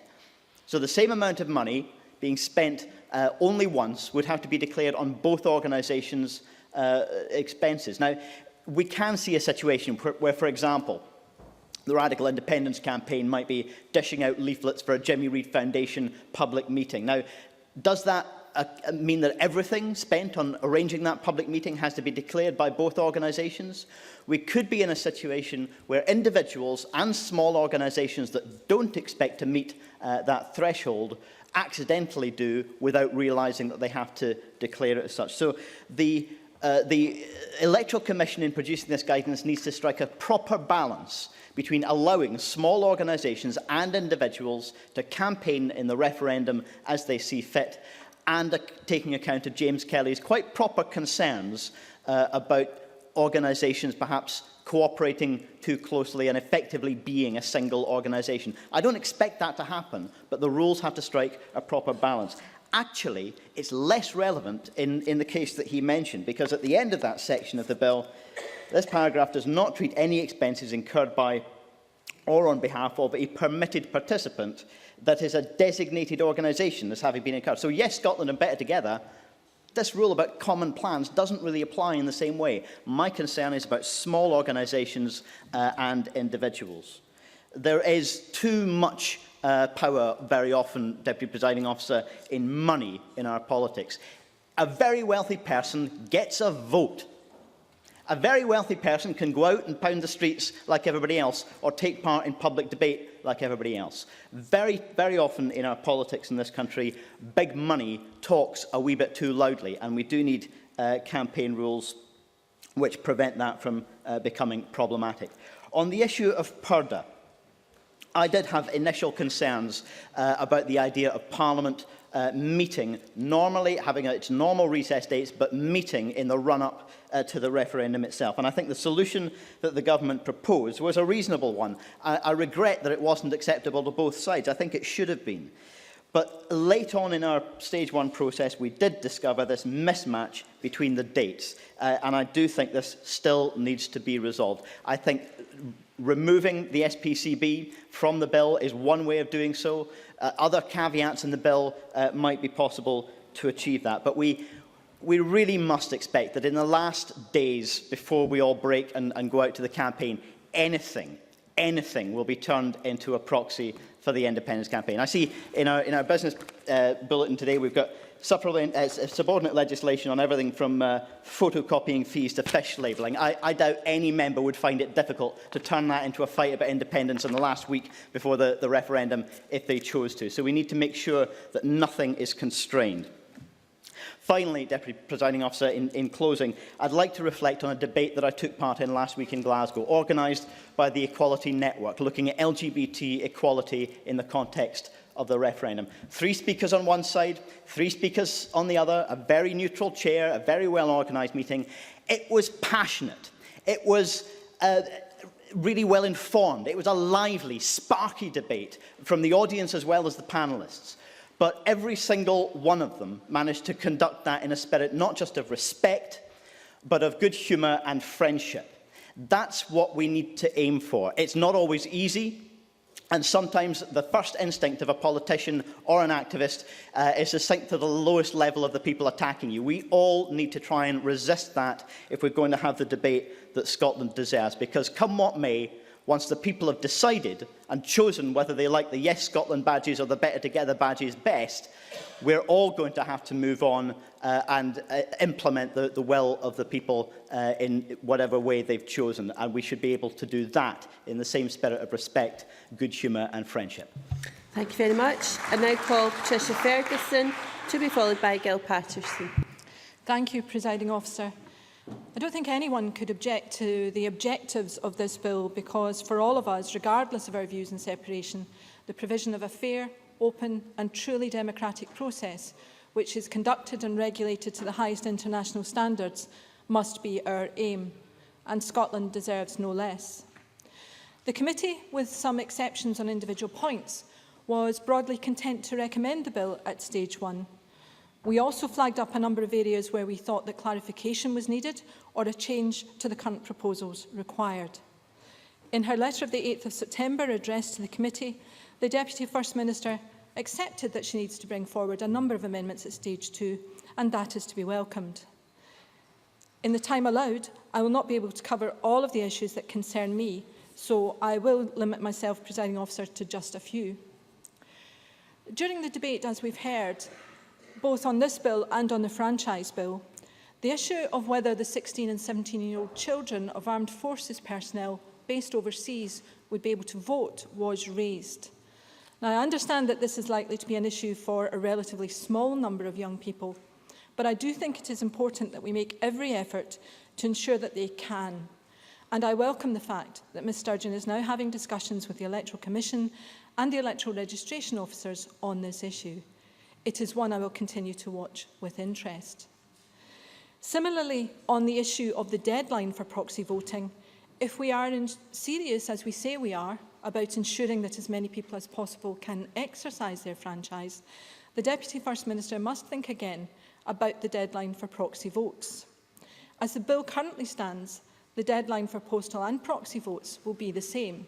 That is 5 p.m. on the 11th working day before the poll, and not, as is usual, 5 p.m. on the 6th day before the election. The committee wasn't clear why this change was being made, but we very much hope that the Deputy First Minister would change this when she comes forward with amendments at stage 2.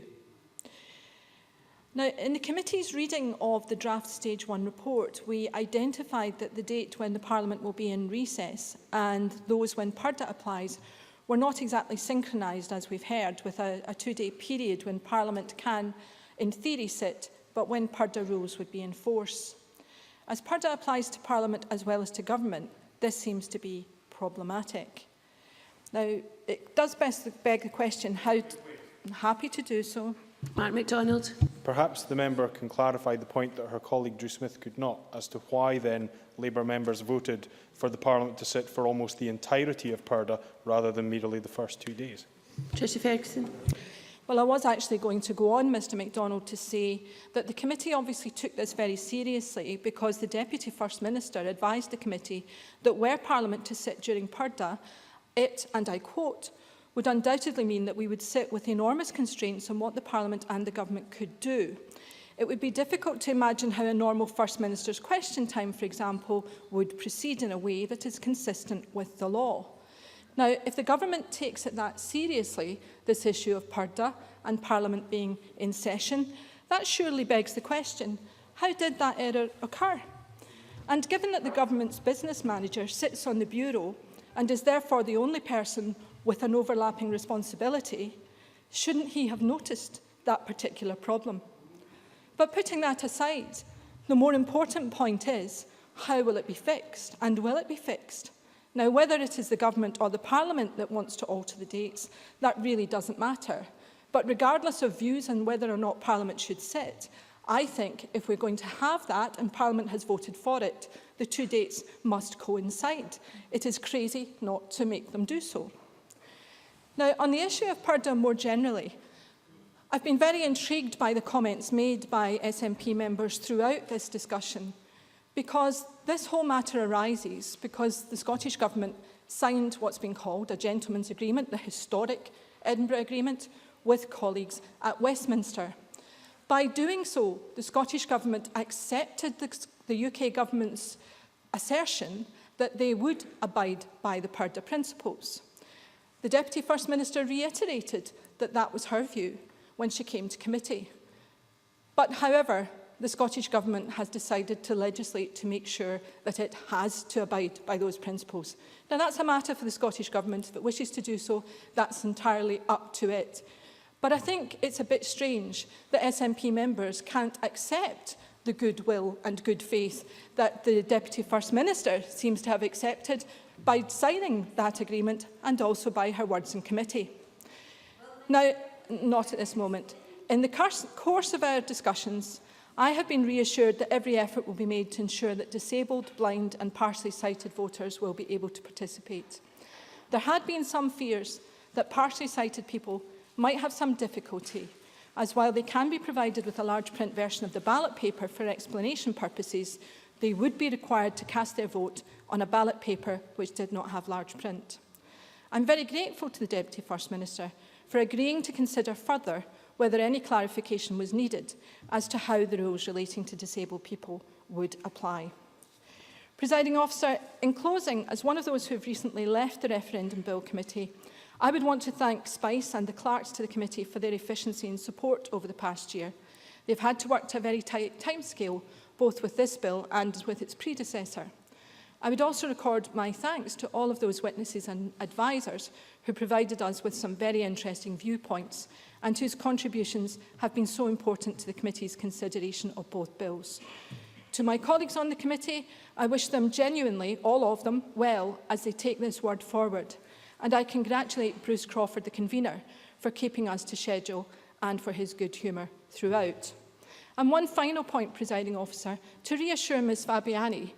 There is one Parliament that operates in the Westminster situation that has demonstrated it can put the priorities of Scotland ahead of those of anyone else, and that's Scottish Labour and the Labour Party in the UK. You must conclude, please. In case Ms Fabiani has any doubts about that, Order, the member's concluding.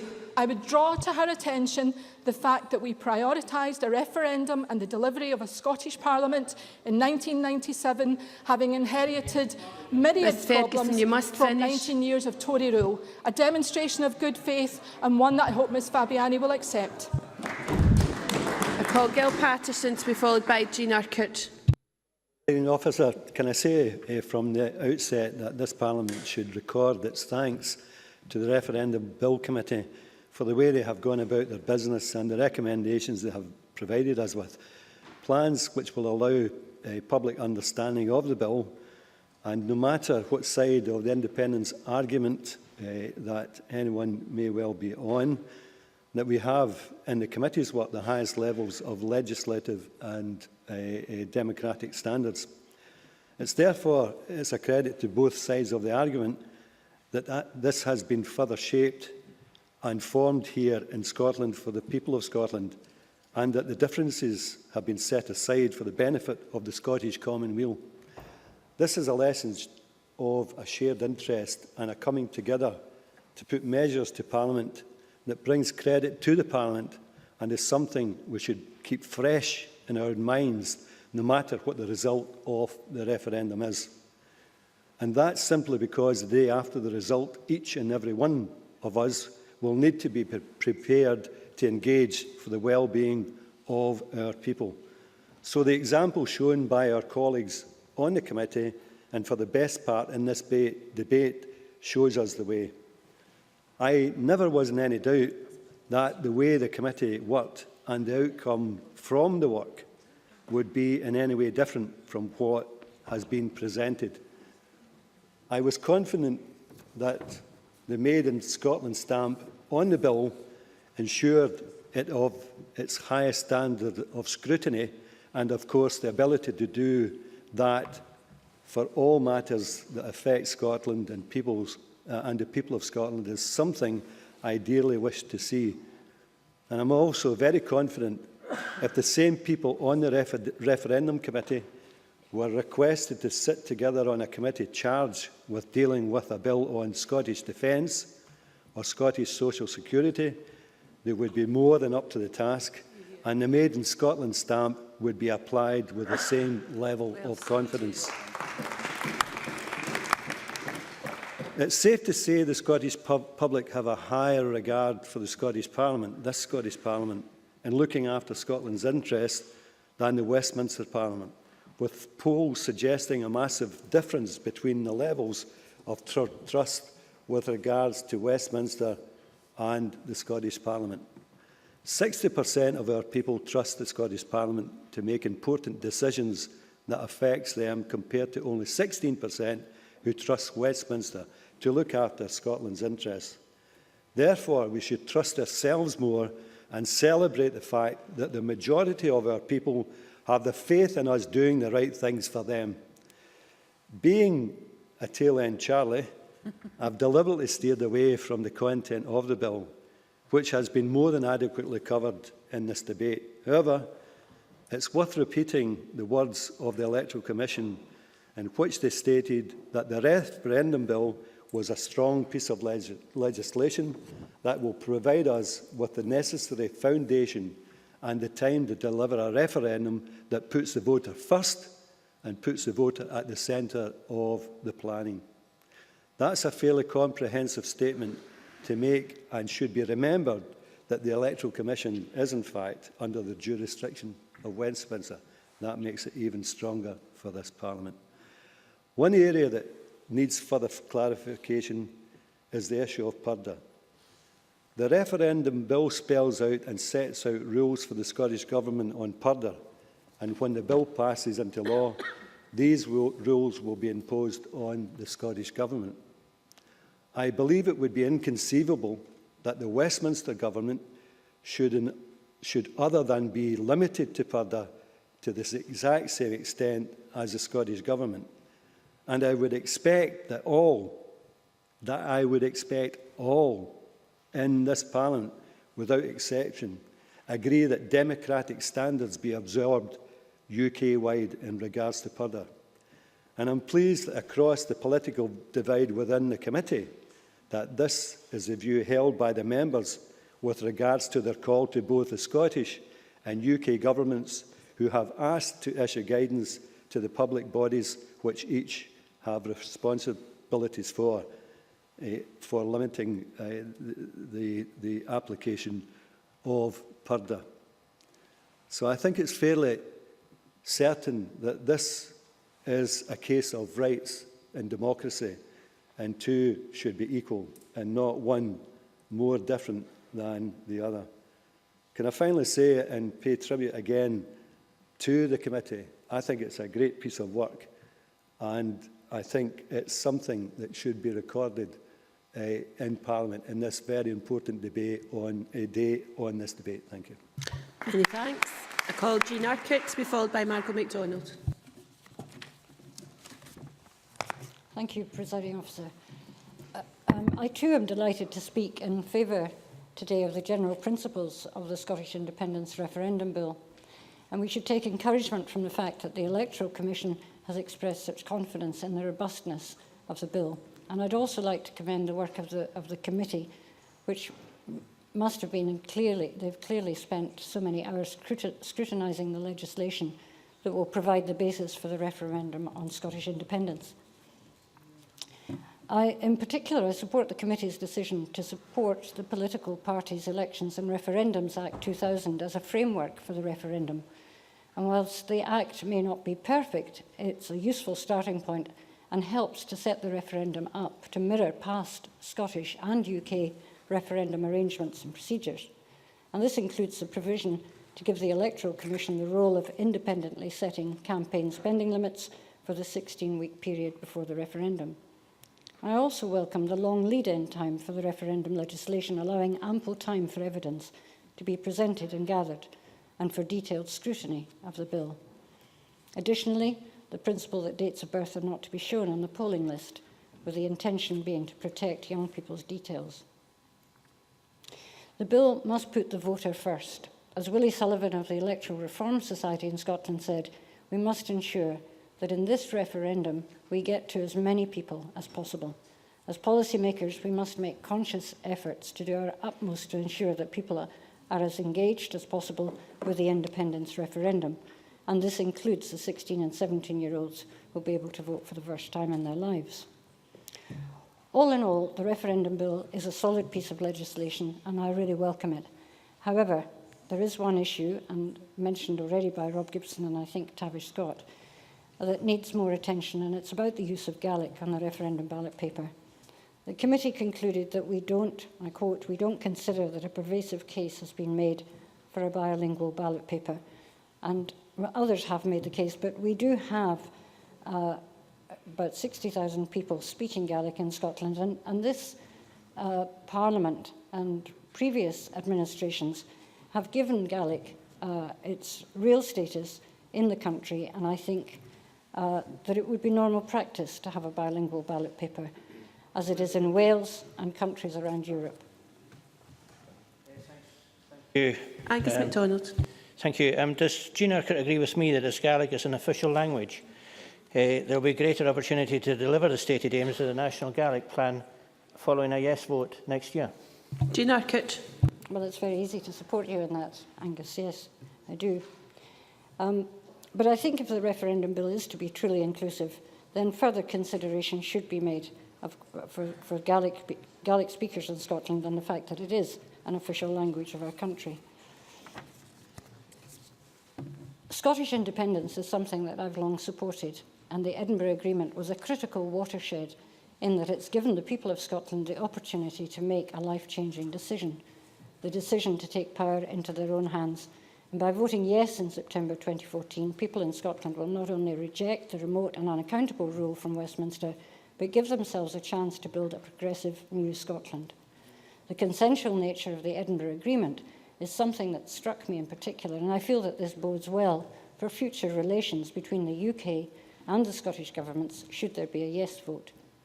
The progressive vision of Scotland includes a constitution, a possible constitution written by the people. Those living in Scotland will, for the first time, have the opportunity to actively determine how Scotland is governed based on the principles that they decide upon. And this is an exciting prospect and will be a vast improvement on the arrangement at UK level, where no such constitution exists. And I know that we're talking about the bill and the process of the bill, but it is, I think, it's too exciting a moment in history to ignore the possibility of Scotland as an independent state. Scotland can be a more equal society where tax is redistributed in a fair and progressive way, and this is critical as we need economic policy that prevents the gap between rich and poor increasing, as it has done over the past 30 years. It's not acceptable that the wealthiest households in Britain are 273 times richer than the poorest households. And according to Oxfam's Our Economy paper, this looks likely to widen. How can that be possible? We can do something about this inequality if we vote yes in 2014. And I'm sure that's true. The success of the bill and the desired outcomes will be evidenced by the turnout, I'm sure of that, at the polling stations. There are many firsts here. First vote ever for many thousands of young people, and first vote ever for everyone in Scotland to vote on the future constitutional status of their country. And I refute the often quoted phrase, first time for the people of Scotland since 1707, or in 300 years. Well, it's not. It's the first time ever. They never had the chance 300 years ago. I hope all of those actively promoting participation in the referendum will do all they can to ensure that all who can vote do vote. And I think it's our job, and to quote Stuart MacDonald in his speech, that we must inspire them to vote. The bill gives those living in Scotland the opportunity to vote yes and thus create a new, better future for themselves, for their families and their country, based on equality, fairness and peace. And therefore, I'm delighted to support the Scottish Independence Referendum Bill for that reason. Thank you. Thank you. I now call Margaret MacDonald up to 6 minutes. Thank you, Presiding Officer. Can I first of all also congratulate Andrew Miles and the drafting team, because I've become quite close to them since my own bill has been going through, and I know the amount of dedication there is, and sometimes we overlook it.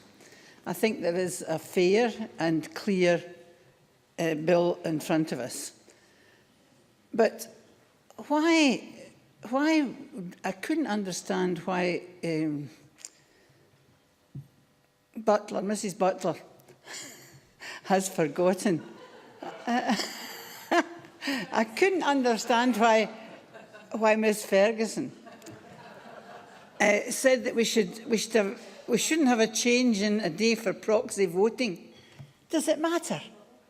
I really wonder why. Patricia Ferguson. Mrs Sillars might be happy to know that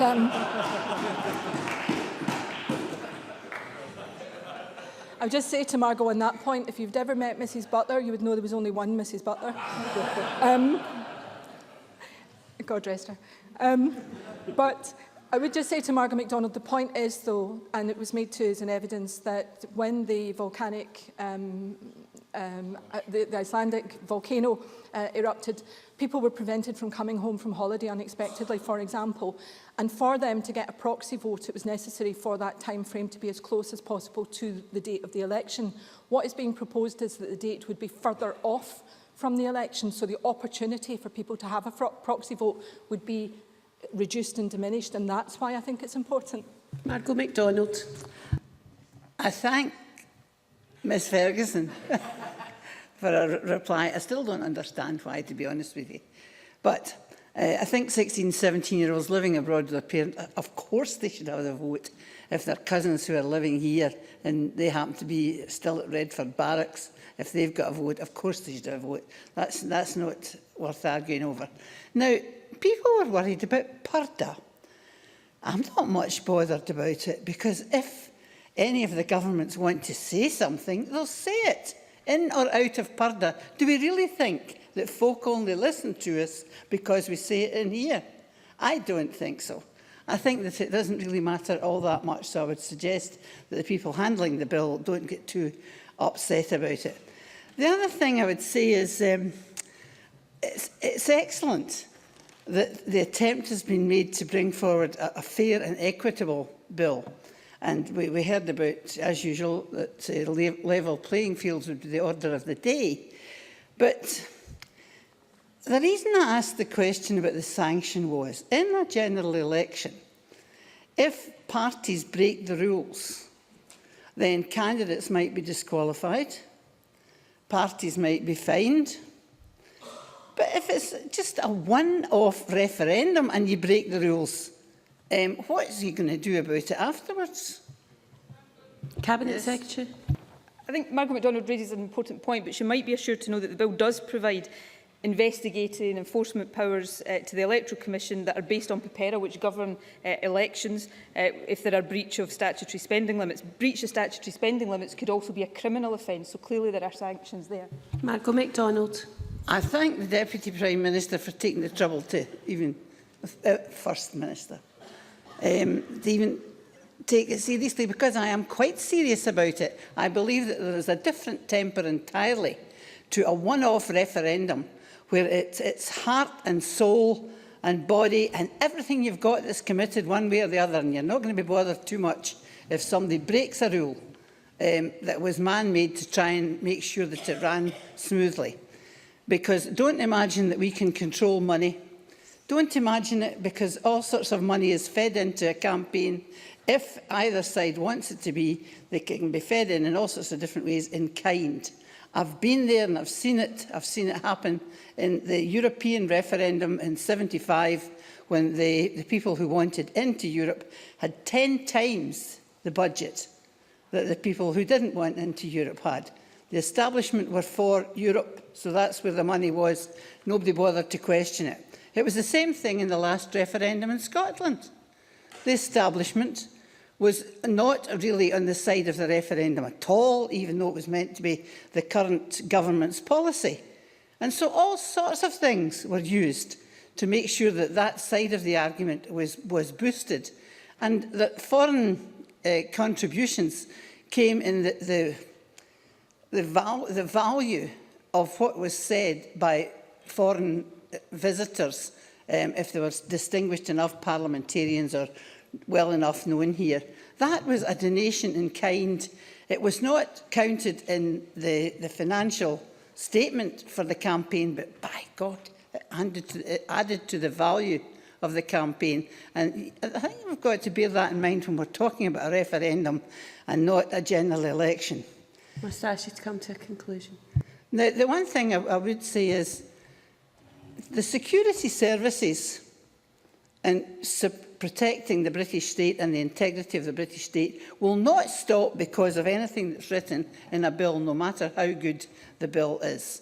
So that we are battling against. And yes, the Better Together people know that they have that going for them. But I hope they eschew it, because we're all Scots and they are not in it to protect the Labour Party in Scotland. They're in it to protect the British state in Scotland. So I would hope that we could all agree on that. Thank you, Presiding Officer. Thank you very much. We now turn to closing speeches. Can I remind members who participated in the debate they should be in the chamber for closing speeches? And I call on Alex Johnson, 6 minutes, please. Can I begin, Deputy Presiding Officer, by saying that I am not and never have been a member of the Referendum Bill Committee. However, my claim in that respect is in fact that I was the one who moved on to the Equal Opportunities Committee so that Annabel Goldie could become a member of the aforementioned Annabel Goldie could become a member of the Referendum Bill Committee. Can I only say that my posting to the Equal Ops Committee is an education and remains so. Thank you very much for your forbearance, fellow members. The nature of this debate has been twofold. There have been those today who have spoken at some length about the bill itself. There are others who have seen it as an opportunity to begin the campaign a year in advance. And both types of contribution have gone towards the good nature of this debate.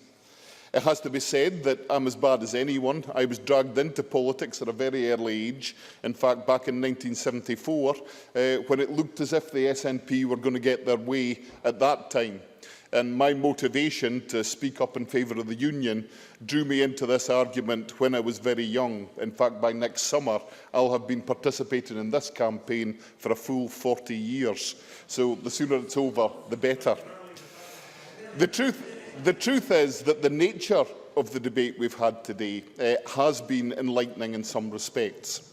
It has to be said that we have a common agreement around this chamber that the bill that is before us is well and truly the bill to achieve the objective that we want. While there are reservations in some cases, and these include the complaints that have been made about the arrangements around Purdah, where it has to be said, surely a two-day overlap is something that we can deal with as men and women together through the system of this Parliament, and we can perhaps avoid some of the difficulties that that could bring forward. There's also the issue of spending limits, which has been raised by a number of contributors to the debate, and of course it's important that these spending limits are set and are adhered to. There is plenty of opportunity during the progress of this bill through Stage 2 and Stage 3 to ensure that any concerns that may still exist are dealt with during the process. In fact, it's a reassurance to me that the reaction from the Scottish Government, which has come to the Stage 1 report, already contains a significant number of proposals where changes can be made to fine-tune the element of the bill. Going through the debate, we did, of course, hear many who did choose to make this the start of the campaign, not least the Deputy First Minister herself, who was quite determined that separation could be a means by which to avoid many of the difficult decisions that many Western democracies face at the moment. I suggest that during the course of this, we may see that difficult decisions cannot be avoided and one or two others will become relevant as the process continues. We did have some light moments during the debate. Tavish Scott and Shona Robertson appeared to get themselves involved in a debate over how we might bring the Commonwealth Games into the campaign. However, I was reminded of seeing on television that scene at the Olympic Games where a number of leading politicians, including Boris Johnson and Ed Miliband and one or two others, were seen dancing during the opening ceremony. And there, at the back of the box, was a certain Shona Robertson. If there's anything positive to be said about it, she was at least the best dancer in that box. As we move forward towards the referendum, it's important that we have a basis by which we can progress. I believe that this bill, in its current form, does provide that basis, and as a consequence, we, along with others around the chamber, will support it at stage 1 tonight. But I'd like to close by talking a bit about Bruce Crawford and his conduct of the Referendum Bill Committee. It's been said by many, including my colleague Annabel Goldie, that he has done a sterling job in ensuring that this Bill Committee has been conducted properly and fairly, and that it brought forward a report that was fair to all those who contributed. I would expect nothing less of Bruce Crawford, and it's no surprise that he's been able to achieve that. It also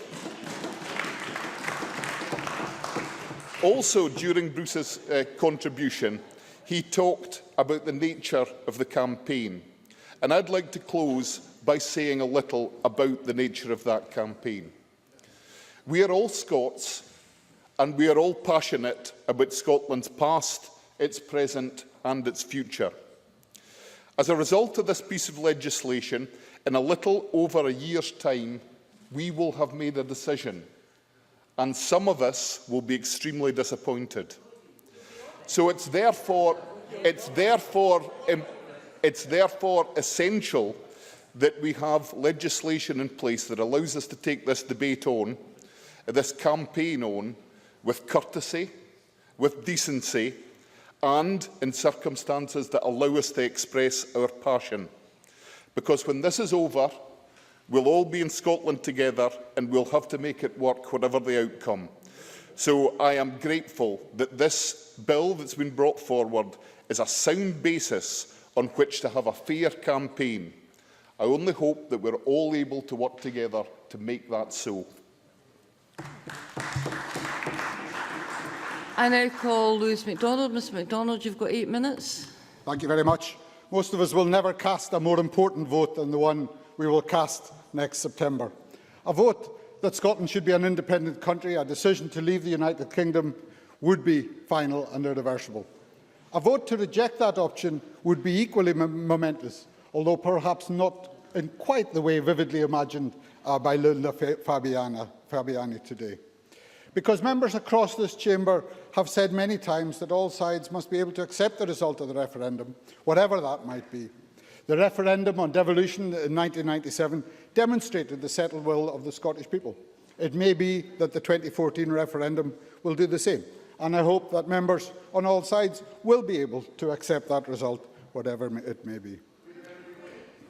I'd be delighted to give way to Margaret MacDonald.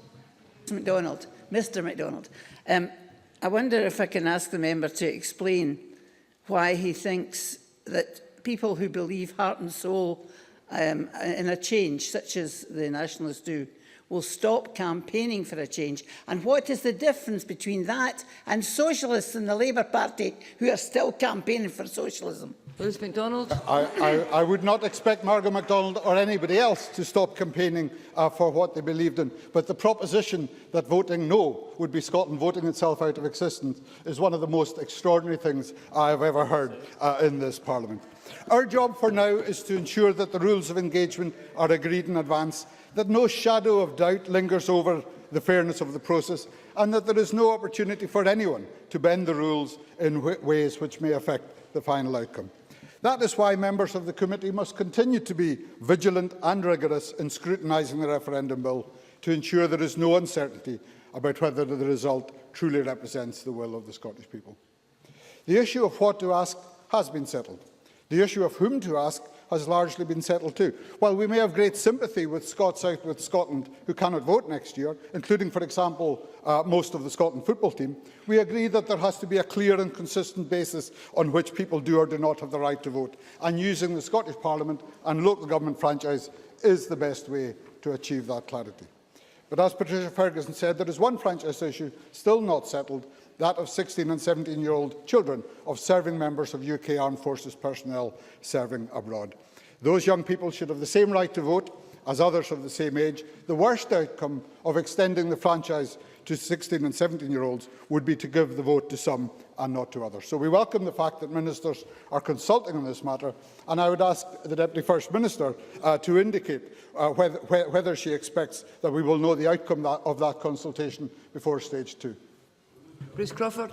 I actually happen to agree with a lot of what Lewis MacDonald just said in terms of making sure we can get this vote extended to many people as possible. He will agree with me also, though, that in that discussion and that effort to try to get there, the Minister of Defence have got a key role to play in terms of achieving this.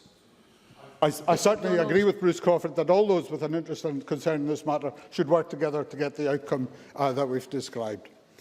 The main focus of this bill, as we have heard, is not so much on what to ask, when to ask or whom to ask. Those are settled in the main, but on how to ask, and in particular on the rules governing the actions of government and of participants in the referendum campaign. There are a number of issues about Purda which arise, for example, the questions of which organisations will be covered. And while it's clear that ministers are following the general approach of the Political Parties Elections and Referendums Act, it would be helpful if Nicola Sturgeon could clarify whether there are any public bodies which are not subject to Purda under this bill, which would be subject to Purda under that Act, and if so, which ones and why. There is also the issue of the Government's plans for Parliament to meet during the Purda period. As we have heard, Thursday, August 21st is scheduled to be a sitting day at the beginning of Purda, and Friday the 22nd is similarly covered. No, thank you. It is not clear whether this is simply an error on the part of the Government or whether ministers intended this overlap to arise. As Nicola Sturgeon herself was quoted to say in committee, it is hard to imagine a question time on the last sitting day before polling where ministers would not seek to influence the outcome. Yet apparently the Parliament itself would be unable to publish their words. It was concerning to hear SNP members respond so negatively to this issue being raised. The question is simply, can it be sorted out? Whether at the initiative of government or Parliament is of little importance, but can it be, it should be sorted out at stage 2. There is also the question of what will happen if those rules are breached. This is not the occasion to rehearse the ongoing issue of the application of Purda during the run-up to a parliamentary by-election, even though that remains a very important and indeed a very topical question. Suffice it to say that a regulated period is effective only if it is effectively enforced, and the issue of how to secure that is something to which I suspect we will have to return at stage 2. Even more important than Purda is the question of who spends what to influence the outcome. We already know that the designated lead campaigners will be Better Together and Yes Scotland. We look forward to seeing the Government's amendments to bring forward those designations. And perhaps the Deputy First Minister can indicate today what date she has in mind for those designations coming into force. The bill also sets limits for spending by political parties and by other permitted participants. What the bill does not do, though, is to ensure transparency about the relationship between spending by designated lead campaigners and that by other permitted participants, something already raised by James Kelly and indeed by Patrick Harvey. We do not want a situation where a lead campaigner could be tempted to delegate its spending to other permitted participants on the basis that that spending will not count against the lead campaigner's permitted spending limit.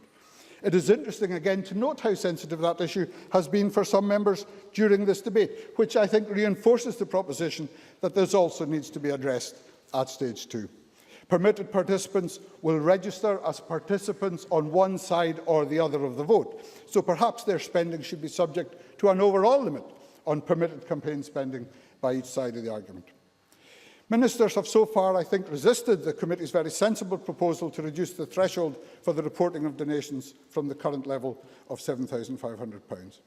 Clearly, a large number of small donations can be worth as much as a small number of large donations, and I would encourage ministers to think about that threshold again before stage 2. And I would also draw their attention to the provision that the identity of donors of less than £500 need not be disclosed, and simply ask whether ministers have considered whether this might create a loophole for donations from out with the UK, which otherwise are not permitted in this process. It was Margaret MacDonald, towards the end of the debate, who said that there are those who will seek ways round the rules, and it's essential that we take whatever measures may be necessary to prevent that.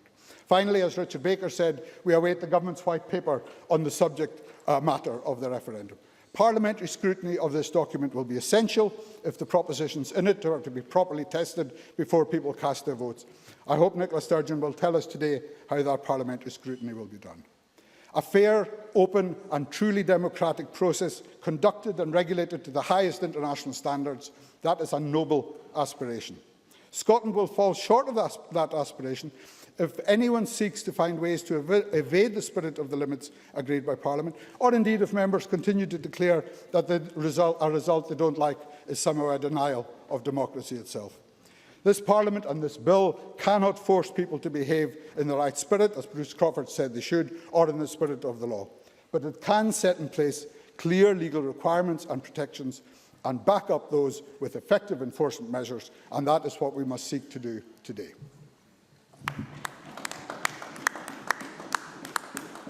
I now call Nicola Sturgeon, Cabinet Secretary. If you could continue to 5 o'clock. Thank you very much, Presiding Officer. Can I begin by thanking all of the members who have participated in today's debate. I think it's been a lively and constructive and generally very consensual debate, which I hope augurs well for the main event over the next 12 months.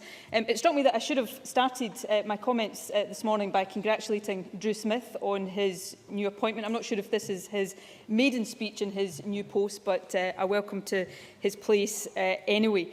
We are, of course, today discussing the contents and the detail of the referendum bill, not generally speaking the arguments for and against independence. So for that reason, I won't comment too much on Drew Smith's obvious touchiness that he displayed in his opening remarks about the growing numbers of Labour supporters and Labour voters who are now backing a yes vote in the referendum. I suspect, Presiding Officer, that's a trend we will see continue in the months to come, because they know, like I know, that a no vote means keeping power over things like welfare in the hands of Westminster, even if that means in the hands of the Tories. And that's not so much support for pooling resources, but acquiescence in the cruel and callous pulling away of resources from the most vulnerable in our society. And all at a time when billions of pounds are being invested on weapons of mass destruction in the River Clyde. I think most Labour supporters, when they consider it in those terms, will see the advantage of a yes vote and independence for our country. Can I, Presiding Officer, as I did in my opening remarks, pay tribute? Yes, of course. Drew Smith. I was just wondering whether the Deputy First Minister's definition of a Labour supporter was mutually exclusive of SNP councillors. Yes, I know the Labour supporters that are backing yes, and it's a growing band of people, let me tell you, as Drew Smith himself knows. I was going to go on to pay tribute to the committee. To be not at the moment, I may take an intervention later. I'm not sure you were here for much of the debate, Mr Finlay, so perhaps in future you could. Patrick Harvey, I think, was right when he said that on an issue as contentious as the independence referendum, then it was a real tribute to the committee that they have produced a report with so much consensus in it. And I absolutely agree with that comment. And at the risk of making him blush again, because he is the man most prone to blushing that I have ever met, can I just say that Bruce Crawford has absolutely deserved all of the praise that's been lavished on him this afternoon. He made a significant contribution to the Edinburgh Agreement, and he has chaired the Referendum Bill Committee with real expertise, and that's been reflected in the comments we've heard across the chamber this afternoon. I want to turn, Presiding Officer, to some of the specific points that have been raised in the course of the debate. Some of them, of course, are points more for the Electoral Commission or the Electoral Management Board, or indeed, in some respects, for the Parliament's corporate body. But let me run through some of the particular points that have been made in the debate. I want to firstly reflect on the issue of PURDA, or the pre-referendum period, as it's technically known in the bill. As members know, that period covers the 28 days before the referendum, during which time the Government and Scottish public authorities are under a statutory obligation not to publish information which might promote or benefit a particular outcome. Now, these provisions are based on the PEPERA equivalence, and can I say to Lewis MacDonald that there is no difference between the Scottish public authorities covered by this bill and those that would normally be covered for a normal general election. Now, as part of the Edinburgh Agreement, and can I say to Patricia Ferguson that as a signatory to the Edinburgh Agreement, I never have and never will describe it as a gentleman's agreement. I will stick to Edinburgh Agreement. But in that agreement, the UK Government has committed to act in accordance with the same PEPERA-based provisions. That commitment doesn't have a statutory basis, and we've always been clear about that. And I note that members of the committee have asked the UK Government if it would be prepared to legislate. That's a matter for the UK Government to respond to, and I'll be interested in their response. Parliament, as members are aware, have moved the 4 weeks of the normal summer recess next year to the period before the referendum to prevent the restrictions causing difficulty with parliamentary business. Now, the committee has noted that there will be a 2-day overlap between the pre-referendum period and parliamentary business. I have to say it was a bit rich to hear Labour members complain about this, given that they wanted Parliament to sit throughout the entirety of the PURDA period. But I am sure that the parliamentary authorities will take account of this nearer the time, and let me say, as Minister responsible, that I would of course be happy to consider any sensible amendments brought forward at stage 2 and give them due consideration. Let me turn secondly to the issue of children of service personnel. As has been commented on already, I am, through my officials, consulting with the Electoral Commission and with EROs on proposals to enable such young people to register and to vote. I am committed to finding a solution that allows that to happen, and I undertake to report back to the Referendum Bill Committee as soon as possible. On the issue of spending limits, Patrick Harvey, I think, was right to caution James Kelly about his language. The rules on the allocation of spending will be clear, and both sides have an absolute obligation, a legal as well as a moral obligation, to comply with them. Patrick Harvey raised some particular issues that I think are worthy of further consideration. I think he made some important points about the need to strike a balance between allowing smaller permitted participants to contribute and the need for proper expenditure controls.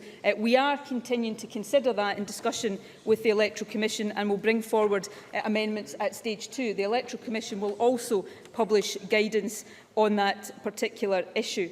The issue of Gaelic was also raised, and I thought Rob Gibson made some very important points which we will give due consideration to. The Scottish Government's aim and objective here is to ensure that the referendum is run in a manner that is already familiar, both to voters and to those responsible for administering the referendum. And it is for that reason, not because of any preconceptions about the English language abilities of Gaelic speakers, that the bill follows established practice by providing the ballot paper in English, but with translations and voter information available in Gaelic and other languages where required. I would, however, take this opportunity to stress the absolute commitment of the Scottish Government to promoting the use of Gaelic, and we will continue to work, as we do, with Borna Gaelic as their main funder to ensure ministerial objectives for Gaelic are being met throughout the country. We also had an issue raised, I think, by Patricia Ferguson about proxy voters. I have to say, when she started talking about volcanoes erupting, I thought we were about to hear the latest Project Fierce scare story, but it turned out to be a slightly more serious point. Can I say to Patricia Ferguson that the Government is considering a range of issues relating to absent voting, and we do intend to bring forward a number of amendments at stage 2, and will advise the committee before the deadline of stage 2 amendments. Some members raised the issue of the discussions between the Scottish and UK governments about what will happen post-referendum. That's something the Electoral Commission specifically called for. I can say those discussions are ongoing, and I hope we can reach a sensible agreement, just as we reached a sensible agreement through constructive discussion in the Edinburgh Agreement itself. Yes, I will. Margaret MacDonald. I wonder if the Deputy First Minister agrees with me that this is actually more important than we would think. We're obviously very keen to know the result, but in there being a period of uncertainty following the vote, all sorts of things can happen, as the Finance Minister would have no doubt recount, and there can be international repercussions of having to wait for too long. I absolutely agree with Margaret MacDonald's points. The Electoral Commission called specifically on the UK and the Scottish Governments to work together to provide a statement. I hope we can do so. I think she was also perhaps raising issues about counting there, and I don't have time today to go into. I think Annabel Goldie raised some similar issues there, and I'm sure these will be issues we look at again in further stages of the bill. In the time left to me, Presiding Officer, I want to talk about the Government's White Paper, because I think Richard Baker, Lewis MacDonald and perhaps others raised the White Paper. And I have to say, I am always delighted when I hear those on the no side so obviously looking forward to publication of the White Paper just as much as I am. And I will warmly welcome parliamentary scrutiny of the White Paper. It's for committees to decide what scrutiny they want as the White Paper becomes the focal point for the next phase of the referendum campaign. But let me say this, Presiding Officer, as through that White Paper we answer comprehensively the questions posed of us, so too will it be incumbent on parties on the no side to say exactly what a no vote will mean for Scotland. It means we get governments we don't vote for, we get the dismantling of the welfare state, we get new Trident weapons on the Clyde, and we get no guarantee of new powers for this Parliament. That's what a no vote means. So let's have that debate of the two futures that Scotland can choose between, and when we put it like that, I have no doubt that the yes side will prevail. Presiding Officer, in conclusion, this referendum matters to me because it is, as Annabel Ewing said, the key to bringing the powers home to build the kind of country we want Scotland to be. But let me end, as a number of members did, by echoing Bruce Crawford when he called for this debate to be worthy of the decision Scotland has been asked to make. We will campaign and debate with passion and with vigour and with rigour, but let's also do so with respect and civility. Whether that's in here, online, offline, in TV studios, on doorsteps, communities and workplaces. On the 19th of September next year, whatever the outcome, we will be, as we are today, one Scotland. And I hope that this bill that we will pass at stage 1 today provides for a campaign that can allow Scotland to take that decision and move forward to a better future.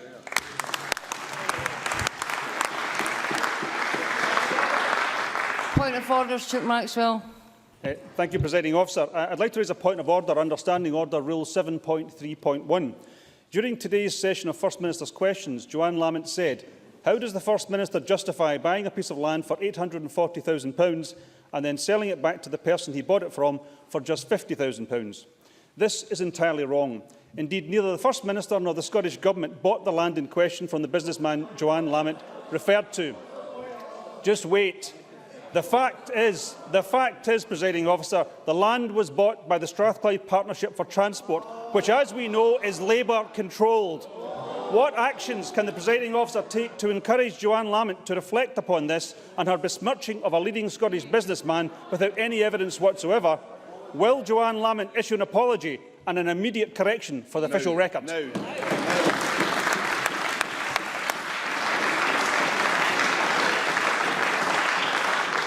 As I have said on many occasions, it's members who are responsible for what they say in the chamber. Joanne Lamont. Just to clarify, the land was bought on behalf of the Scottish Government for the Garrel project and was sold by Transport Scotland, the agency over there. Order!